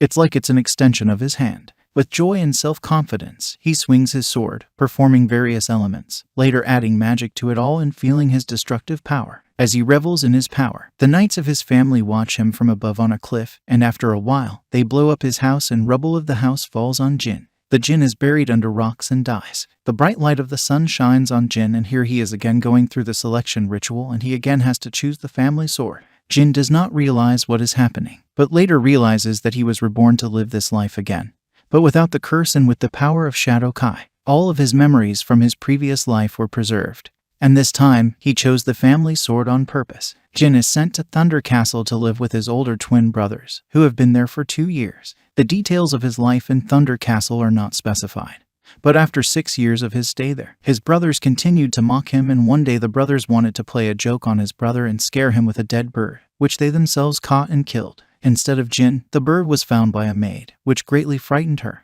Jin, looking at the bird, recalled that his brothers would grow up to be bloodthirsty warriors without compassion, which he had seen in his previous life. The brothers laughed at the maid and harassed her with insults, Gina, to which he decided not to tolerate their words and antics anymore and used his Shadow Kai power to beat them up so much that they wouldn't bother him anymore. After the fight, Master Kang, who was the guardian knight of the Runkhandle children, appears in the room and notices the remnants of the shadow aura on Jin's hands. Jin told Master Kang not to take his brothers to the doctor, but to carry them to lie under a tree in Thunder Castle Alley in a storm, next to the grave of the bird they had killed earlier as a prank. Thus, he believed that he would make them answer for their actions towards an innocent bird. Night King couldn't understand what he saw on Jin's hands. It didn't look like an aura, so he mistook it for magic that was strictly forbidden in the Runkhandle family. Kang decides to report this to Jin's father, part-time family head Shiren Runkhandle, and goes to the Runkhandle estate on the same day. Jin had an idea why Kang had left Thunder Castle and watched him go, waiting for him to return, assuming that his father would also be there. Night King reported all the details to Jin's father and was ordered to call all the commanders together. There are 7 commanders in the family and all are Jin's siblings. The eldest Moon Runkhandle is the first commander. Next, we meet Depues Runkhandle, who is the 4th commander, and finally Mary Runkhandle, the 7th commander, the youngest of the commanders. The rest will be revealed later. All the commanders and 200 knights are gathered. The commanders are discussing why the head could gather them, but all their guesses were not even close to the truth. Shiren announced that all the commanders and he are going to Thunder Castle. Upon arriving at the castle, he gathers Daytona and Heighten to find out their version of the fight. The sons claim that Jin attacked them for no reason and used magic to defeat them. Shiren asks them not to tell anyone about this and asks them to invite Jin. Jin identifies the reason for the fight as revenge, and the father asks everyone to come out except Jin. Jin shows his father his abilities, and Shiren immediately determines it's like a gift from the god Soldred, a power that only the first head of the Lord Temer family had, which means that Jin is truly special and will have the same fate as the first descendant of the Runkhandle family. As it turned out, Soldred appeared under Temer and protected the family, but after Temer's death, he disappeared and never appeared again. Jin told his father that he was going to use this power for the good of the family, but Shiren recognized this blatant lie, so Jin admitted that he would only use it to his advantage. His father promised that Jin would now be under his strict supervision and left Thunder Castle with everyone else. Before leaving, Jin's sister Mary came up to him and gave him a phoenix heart as a parting gift, telling him to boil it and eat it. Eating such a delicacy leads to immunity against fire. Nanny Gilly made phoenix heart soup for lunch. The Tone brothers looked at the soup with great appetite and really wanted it for lunch too. Jin made a deal with them that if they dug a tunnel where he told them to, he would share the soup with them. The brothers had no doubt set out to dig, and after hitting the stone wall, they returned to the castle. Jin had left them 2 teaspoons of soup as promised, and the brothers weren't happy about it, but it couldn't be helped. Meanwhile, Jin went into the tunnel and reached the wall using the magic he had been trained in for the last 3 years of his lives. The wall collapsed and Jin found himself facing a huge door to the Runkhandle family's secret library. In his previous life, Jin often listened to the brothers' conversations and once heard them discussing a special phrase for opening this door. Runkendall's child has come to comfort Murakin after saying these words. The door swung open and Jin found himself in front of the library where he had dreamed of going in his previous life. Walking along the corridor, he came to a huge capsule where a man with scales on his face was imprisoned. Jin realized that this was a prisoner of Murakin, the dragon who had been defeated by the first head of the family and imprisoned for eternal sleep in the Runkendall library. Jin ignored him and went to the archives of tomes from the clans that the Runkendall family had once exterminated, assuming that they might find out about his trips to the library. He did not dare to take books, but began to copy out the information he needed and take it with him. For several days he visited the library, and on one of the regular trips he heard the sound of the door opening and could not believe that someone from Thunder Castle could come to the library. Jin moved closer to the door and saw Murakin waking up from a deep sleep. Murakin looked intimidating and clearly displeased with the presence of anyone in the library. Jin pretended to be an innocent child who accidentally wandered into the library. Murakin smelled a spiritual smell that only those who had made a contract with God could have. Jin revealed his shadow power and Murakin was saddened by that. The fact that it is a small child is the one that Murakin is required to serve under the contract with the soldier. Murakin introduced himself as Alfred's friend, confidant, and last descendant of the original shadows. Murakin appeared before Jin in his dragon form. Murakin's life took place on the peak of Murakin, so the mountain where Thunder Castle is located was named. Murakin was a powerful being and ruled the land around the mountain. But 1,000 years ago, in a battle with the first head of Runkendall, he was defeated and gave up his land and fell into a deep sleep for many centuries. Murakin himself said that he did not remember why there was a battle between him and Temur. Every person who makes a contract with a god has their own accompanying guardian dragon. But nothing has been known about Soldred's dragon all this time. Murakin was not an enemy of Runkendall, on the contrary. He was called the guardian of the family. Now Jin also has his own personal guardian dragon. It's very likely that Jin's discovery of the library and introduction to Murakin wasn't an accident.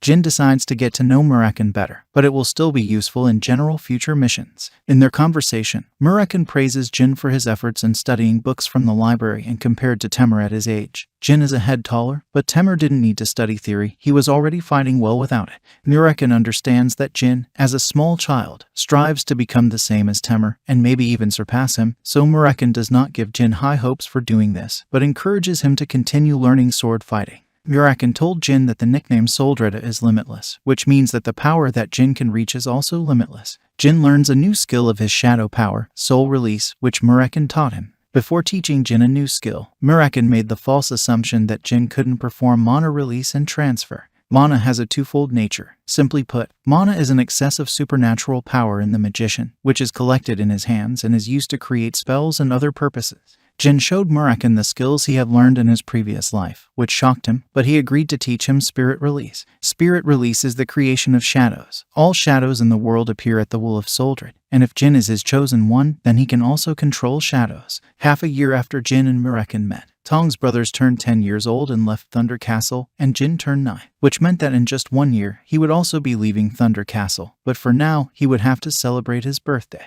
Nanny Gilly made a strawberry cake, which she thought Jin adored, but in fact Murakin adored strawberry cakes and Jin always gave them to him when they met in the library. On this day, Kang reported on a guest who had come to wish Jin a happy birthday. Lunar Runkendall came to Thunder Castle. The moon was the largest, the eldest of the 13 children of the Runkendall family. She was the first commander and a rank 9 knight, the strongest of her siblings. Luna has given up her position as head of the family, has no desire to participate in family wars over the division of inheritance, and has been compared to a lone white whale who is always and everywhere alone. Jin was shocked by his sister's unannounced appearance and worried about the purpose of her visit, but Luna was offended because they only came to congratulate him on his birthday and warn him that when he returns home, he will be dragged into a family showdown and he will become a participant in the inheritance war. And then Jin asked himself the logical question of why she hadn't told him that in her previous life, if she hadn't seen him as a rival back then. Jin revealed that there was a complete assassination attempt on him when the Blade Illusion curse was cast on him, because someone also cast this curse on him as a child.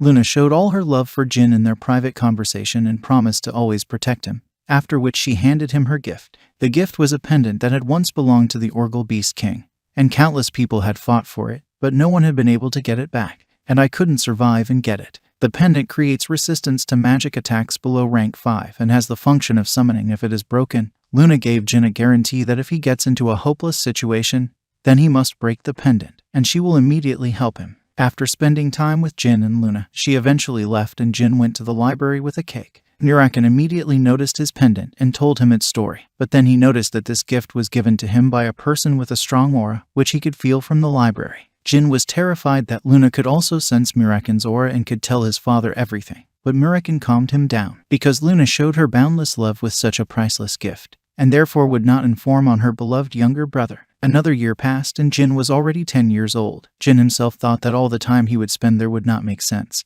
but it turned out that he was wrong. Over the years, he has received his father's recognition, a phoenix heart as a gift from Sister Mary, the trust and protection of his older sister, and a meeting with the dragon Murakan.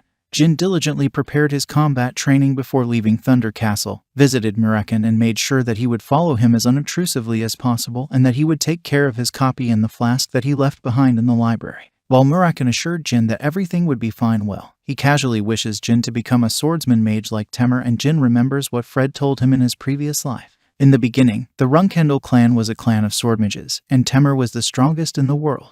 Murakan told Jin why Runkendel had gone from being a swordsman to just a swordsman.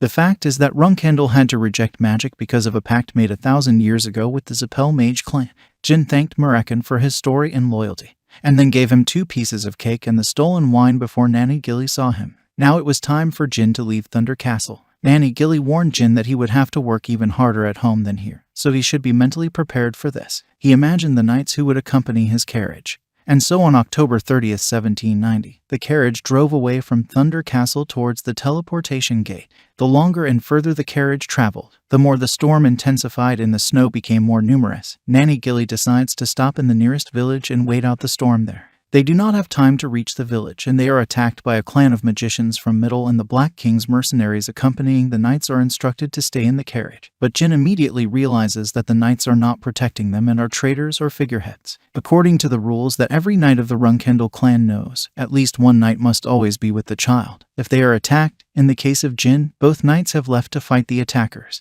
Jin shares his observations with Nanny Gilly, and she, realizing that she did not see traitors in the knights even before leaving, is now forced to protect little Jin on her own. They jump out of the carriage and run as far as possible from the scene of the skirmish in the forest. It was suspiciously quiet in the woods, and for some reason the attackers didn't go after Nanny Gilly and Jean, which makes them watch out. Finally, they spot their attackers and hear a shout from one of the main magicians, who reports that Jin Runkendel is alive and gives the order to protect him. A knight of the Black King's third mercenary clan confronts Jin and Nanny Gilly and promises to take them under his protection. At the request of their family, the fake knights of Runkendel continued to pretend to protect Jin and Nanny Gilly, but to everyone it was already clear that they weren't traitors, but were originally fake knights who didn't have the 7th rank.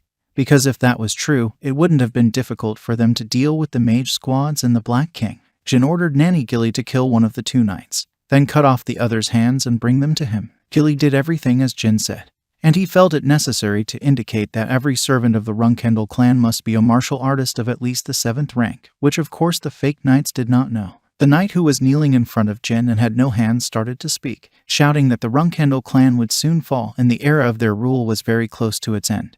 To which Jin replied with a smile that he would also strive for this, and the era of Jin Rukendel's rule would begin very soon. The knight was stunned by this statement, and shouted that the era of the Zapel clan's rule over the whole world would begin, to which Jin ordered to throw this knight somewhere nearby and leave him for dead. The Zapel clan had been Runkendel's sworn enemy for 1,000 years. The Runkendel were forced to make a humiliating pact with the Zapels after Temur's death, in which they swore an oath that Runkendel had no right to wield magic and that they would only become swordsmen instead of swordsmen.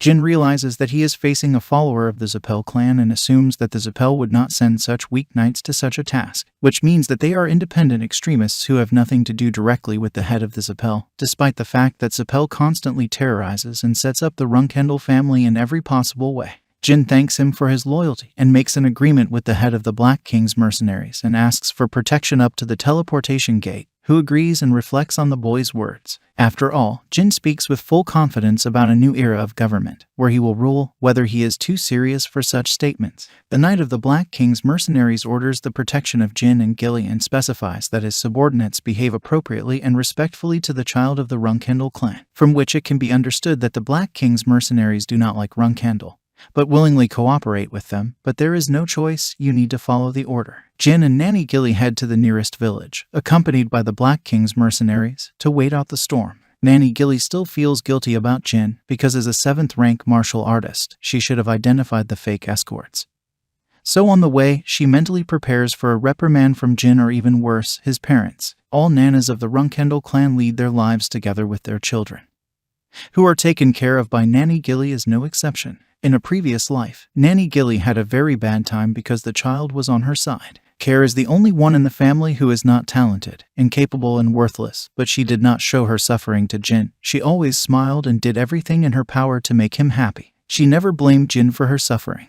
And after Jin was banished by the Runkendel family, she only apologized to him for not being able to serve him properly. Gilly blamed herself for Jin growing up like this, even though it wasn't because of her at all. Jin didn't want Nanny Gilly to blame herself for all his troubles again, and asked her not to blame herself for not being able to recognize the fake knight, which was followed by an apology from Nanny Gilly, and Jin promised himself that her life would not be like the past and she would become stronger. Nanny Gilly was encouraged by Jin's words that she was his only protection and that she needed to stop blaming herself, and promised herself that she would do everything possible to protect Jin. The group of escorts, Jin and Nanny Gilly, reached the village and proceeded to the hotel for the night. They shared 2 rooms, one for Nanny Gilly and one for Jean. Captain Murakeo, who was the current head of the Black King's mercenaries, promised to keep an eye on Jin and Gilly while they rested. As soon as he entered the lounge, Jin fell asleep thinking about the unknown Bouvard Gaston, who has the gift of reincarnating into any creature with an identity that is indistinguishable from the original. He committed a lot of crimes and immoral things, which is why he was hunted down.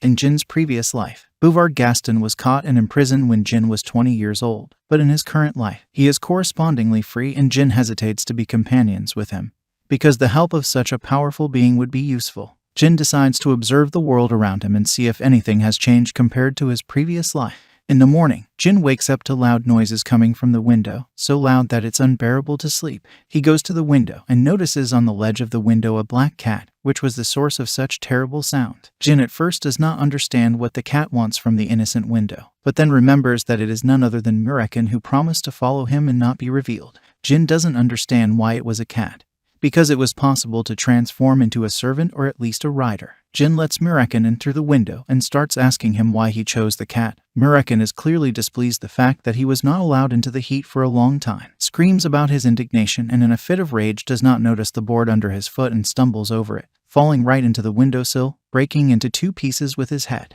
At the noise and loud noises, Nanny Gilly runs into the room and sees Murakun as a threat to Jin, opens knives from her sleeves and is ready to attack an attacker who, in her opinion, intends to harm Jin. Gilly jumped on Murakun, began to strangle him, and promised to find out all his intentions. Jin, referring to Gilly's nanny by name, unwittingly attracted Murakun's attention to Gilly and recognizes her as the strawberry pie wizard. Gilly, not understanding what he is talking about, loses the power of speech in her aggression towards Murakun, who is still unknown to her. Jin introduces Murakun to Nanny Gilly, and she apologizes for her behavior to the Runkendel family guardian.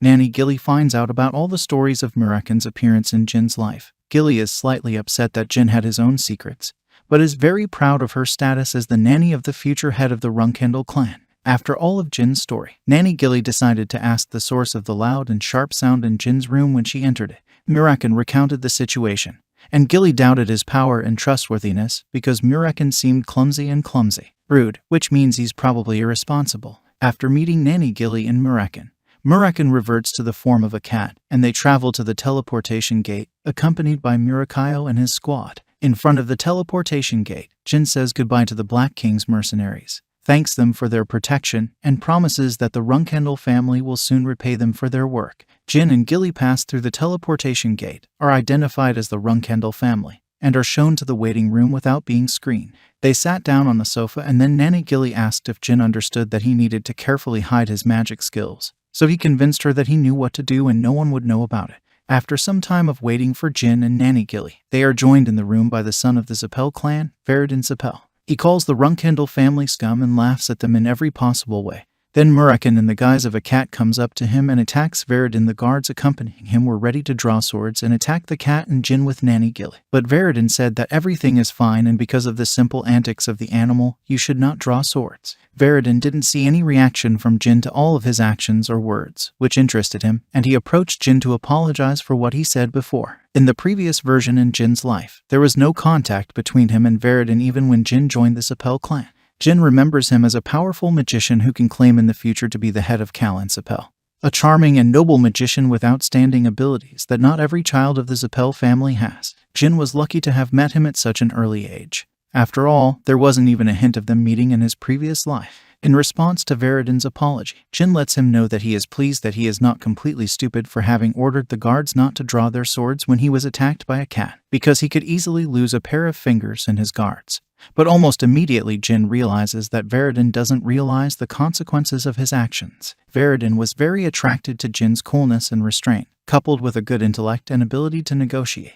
Veridon actually claims that if he lost his guards and a pair of fingers, Jin would give him a reason to start a war between the clans, to which Jin explained to him that no one would start a war because the children of two clans found a reason to quarrel. Veridon thanks him for his observations, agrees with him, and offers to repay the debt in return on the knowledge he received from Jin. Jin smilingly asks him to be quiet and not bother him until they are in the same room. Veridon was upset, because he would not mind talking to Jin again, and if not for the clan feud, he would like to stay friends with him. In frustration, Veridon silently sits back down on the sofa opposite. And now the teleportation begins. In a few seconds, Veridon and Jin will find themselves on different ends of the world. In these last seconds, Veridon decides to try his luck and asks Jin for another meeting, to which Jin does not reciprocate and disappears, finding himself in another place. Jin arrived safely at the Runkhandle estate without incident and adventure. He and Nanny Gilly were met by the deputy head butler and escorted inside, where the whole family is already waiting for him. Gina was greeted by his mother Rose Runkhandle, whom he hadn't seen in so long, and his father, who was clearly waiting for him to return. Everyone notices the cat on Jin's shoulder, and most of them are not happy with such tyranny from the younger Runkhandle. When Jin explained that he had tamed it and given it a name by giving it the surname Runkhandle, his brother Depues was taken aback, explaining that Jin had no right to give a surname to an unknown animal. The father asked Depues to be silent and asked Jin why he decided to give him the family name, to which Jin undoubtedly swore an oath to be responsible for this cat and take revenge on anyone who would harm him. All the siblings looked at Jin as a spoiled and arrogant child. Then the father and mother laughed and noticed that Jin had a talent for making enemies with his actions. But before he arrived, he had already given his siblings a reason to doubt his rationality. 4 years had passed since Jin had returned home, and 4 years had passed since he had started sword training and joined the cadets. At this point, he had the status of a rookie cadet, a second-rank martial arts skill. The daily routine included morning workouts and afternoon workouts with meal breaks. This was the routine of any cadet other than Jin, because sometimes his schedule included training with Sister Luna, where she taught him the skill Call of the Heart, which was an aura release and a wave strike on the enemy. The skill was learned by knights of the 7th rank and above, but Luna decided that teaching a second-rank Jin would be a good idea, so I spent every day training with him to learn this skill. Luna herself did not use aura to perform this skill. Jin had a lot of questions about Luna and her training, but decided to trust her and do what she says, and one day he will be able to find new abilities in himself, as Luna says. Luna herself always set goals for their training sessions, and Jin always exceeded her expectations, which she was undoubtedly happy about. She knew that Jin had a great future ahead of him, because he was completely different from ordinary cadets of his rank. His stance and skill were head and shoulders higher than the rest, so Luna was sure that it wouldn't be long before Jin could use the skill she was teaching him. In the cadet squads, guardian knights are trained, and Jin found a friend, Belob Schmitz, who was not distinguished by outstanding abilities and grades, but was pure in soul. They went to dinner together, and Jin often gave him his meat, which Belob was certainly happy about. In Jin's previous life, he recalled that Belob was expelled from the Runkhandle clan cadet ranks and then joined the Karin family, another swordsman family, where he was trained in swordsmanship and began to follow all the orders given to him without his own opinion. Jin was surprised at Belob's fate because he became part of the Imperial Guard, but very soon the news came that Belob had died by suicide. Jin didn't want Belob to live such a life again, so he made the decision to help him stay in the Runkhandle cadet ranks, because with his generosity, he shouldn't have to live a terrible life twice. Once is more than enough. On one of Jin's usual days, there were sparring sessions among the cadets that earned them the most points for a good final grade.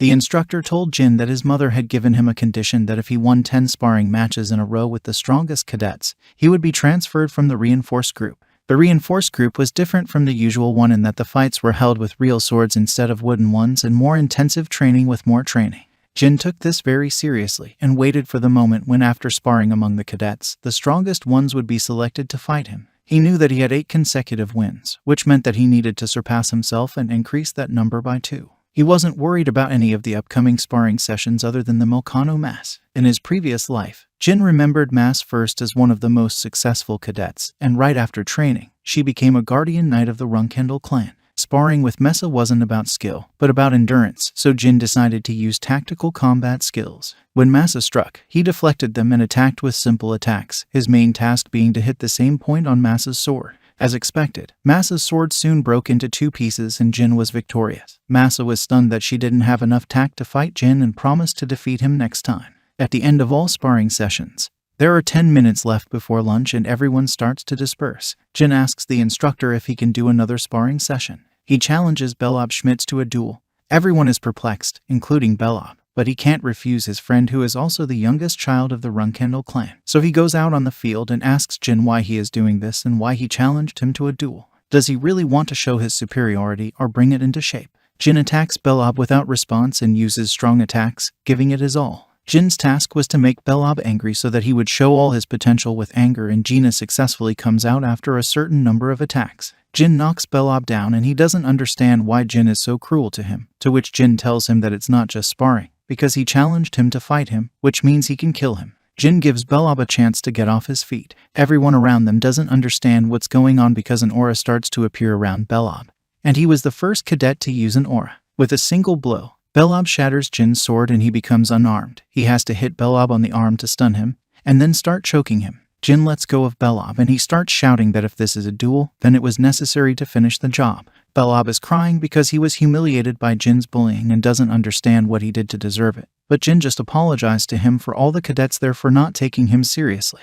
Belob studied the opponent's tactics at every match, but he was always a little weaker and lost. He was storing up the skills he had learned and learned how to use the aura, but it wasn't enough. Jin gave him this boost to display his power. Even though Belob lost, it's obvious that he has a huge potential. Jin ordered everyone who witnessed the incident to keep quiet. After that day, Night King reported everything that happened to Jin's father. Shiren realized that Jin's path is to dominate everyone, but help the weak, and then he decided to check whether this is the right path, and at the end of the holidays sends him on a mission to the southern border with the kingdom of Zhan, where the lands of the beastmen are located and the marked territory is the domain of the White Wolf tribes. Together with Jin, 9 other cadets of the lower ranks were sent. Cadets with lower average grades were selected in the list, including Belob, and his grades are not so stable. The territory is clearly not suitable for junior cadets. Jin doesn't have a choice, so he starts preparing for the task. The mission was to find the heir to the kingdom of Jin from the Beal family, Sembra Beal. 4 days had passed since the beginning of the task. The cadets were divided into 3 groups and every day one of them had to return to the camp and report on the situation.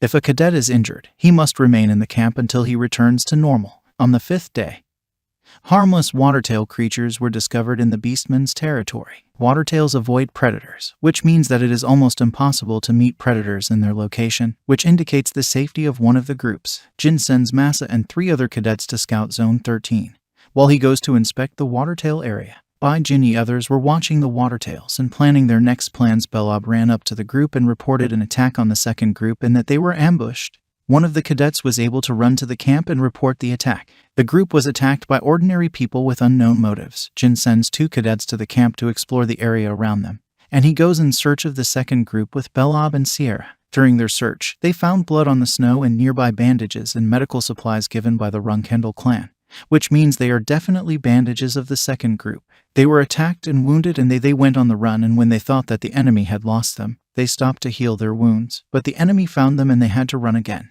Jin was furious and was about to take revenge on the one who interfered with Runkendel's affairs. Soon, following the trail of blood, they found the second group in the midst of a battle with the intruders, but there was no mass. Jin asked Belob to close his eyes for 2 seconds and then suddenly attack. Jin activated spiritual energy and attacked the enemies with destructive power, and then Belob jumped on top of them, thereby ambushing not the second group, but the enemy. Jin knocked down one of the surviving attackers and gave him the choice of either killing him and his family, or telling him what they were up to and where the mass was. The choice was obvious, and he says that he himself is a member of the Kinzello Revolutionary Group. This group called itself Revolutionary, but in reality, they not only wanted to kill the head of the Zhan Kingdom, but also put their own group leader in charge of the kingdom. Jin doesn't listen to the persuasions of his team, gives the order to go to the camp, and he went in search of the mass. Approaching the border of the Beastmen territory, Jin is attacked by another revolutionaries. Jin quickly dealt with ordinary swordsmen, but the magician began to attack him with fire and ice.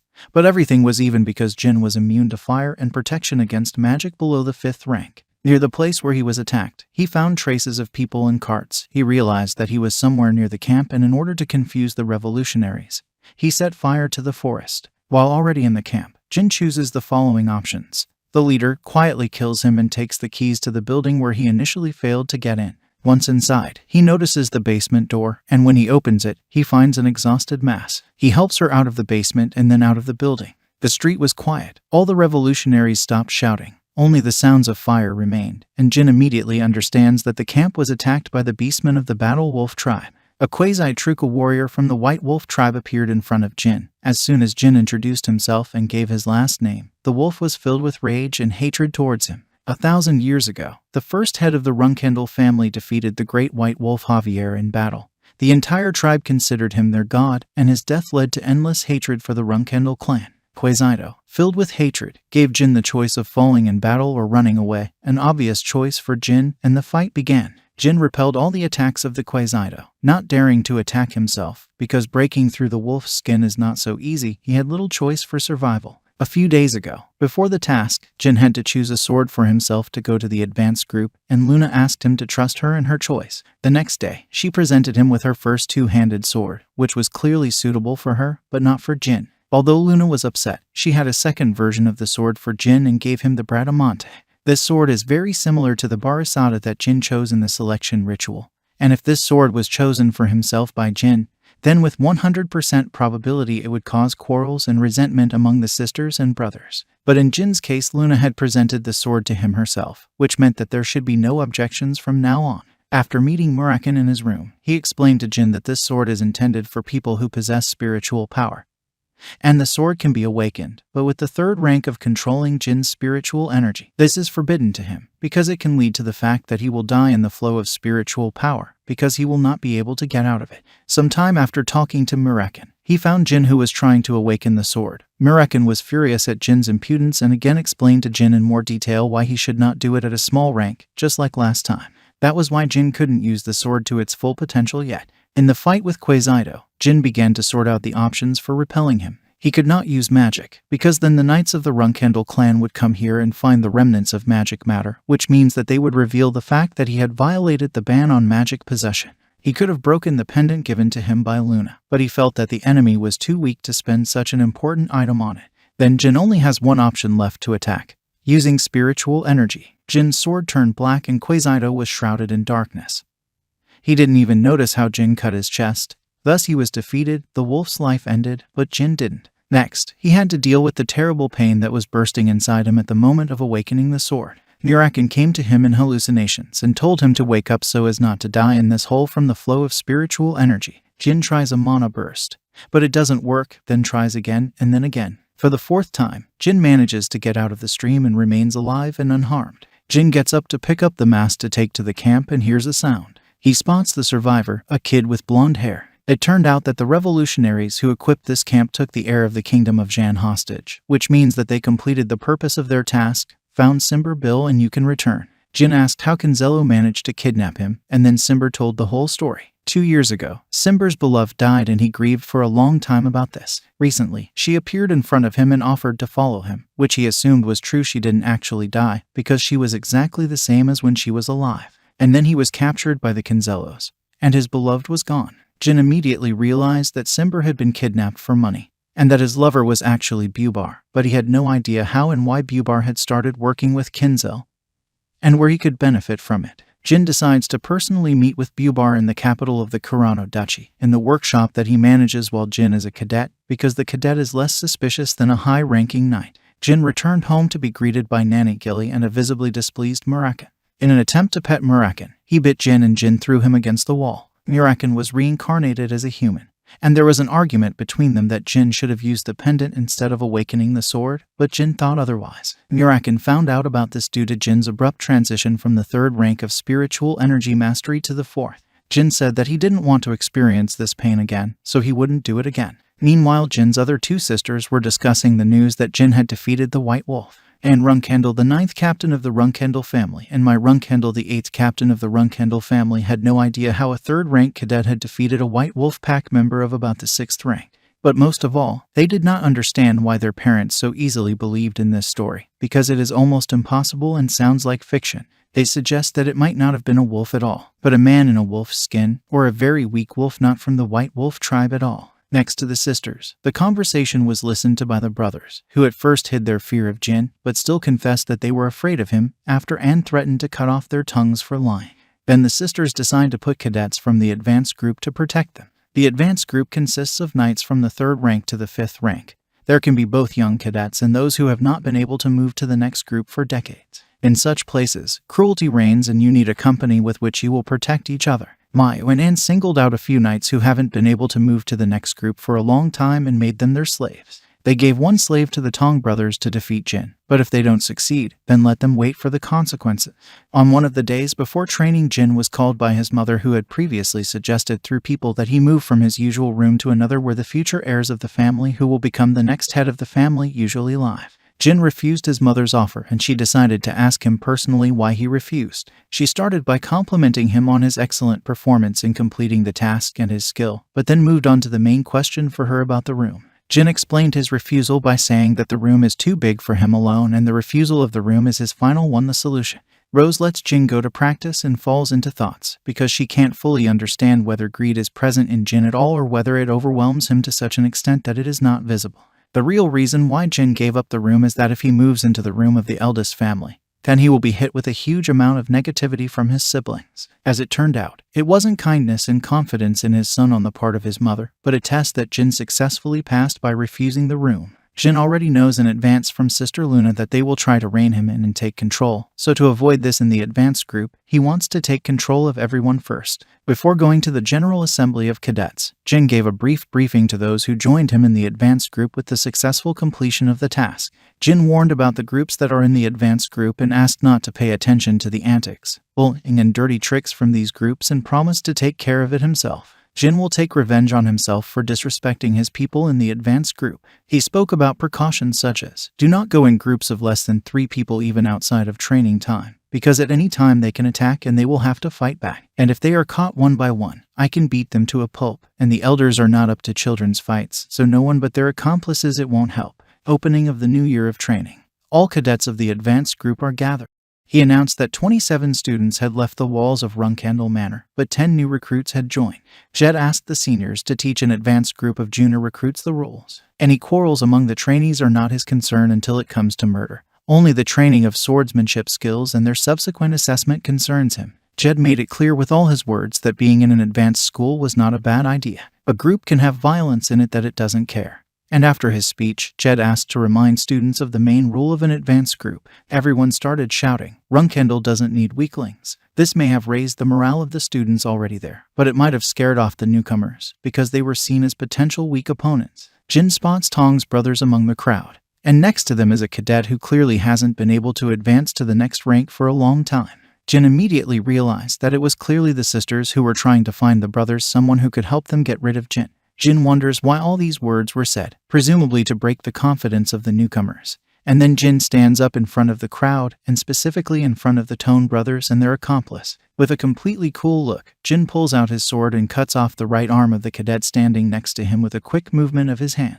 All the students did not expect such a development of events and impudence on the first day of arrival of newcomers in the advanced group. In the deathly silence after a while, the cadet's cry of pain and the screams of the brothers were heard, who were clearly not happy with the fact that their assistant for elimination, Jin, was himself eliminated by Jin himself. In a fit of rage, one of the brothers blurts out that Jin cut off the hand of a cadet belonging to them. Then it becomes clear to everyone that this cadet belonged to their group. Jin asks the cadet's name and if he understands why Jin cut off his hand, but later answers that he saw the bloodlust in his eyes. Jed sees the whole situation as a battle for dominance that has always been and will always be in the Runkandle family. He is pleased that Jin's actions are not accidental, and instead of learning a lesson from his older brothers, he taught them a lesson himself and won this battle for dominance. But considering this act daring, Jin announces his name and makes it clear that at the slightest disobedience to him or aggression, he will ambush these people and maim them as happened today. Jed is fed up with Jin's impudence and decides to stop this mess by asking Jin why he decided that he was allowed to do everything in front of the elder.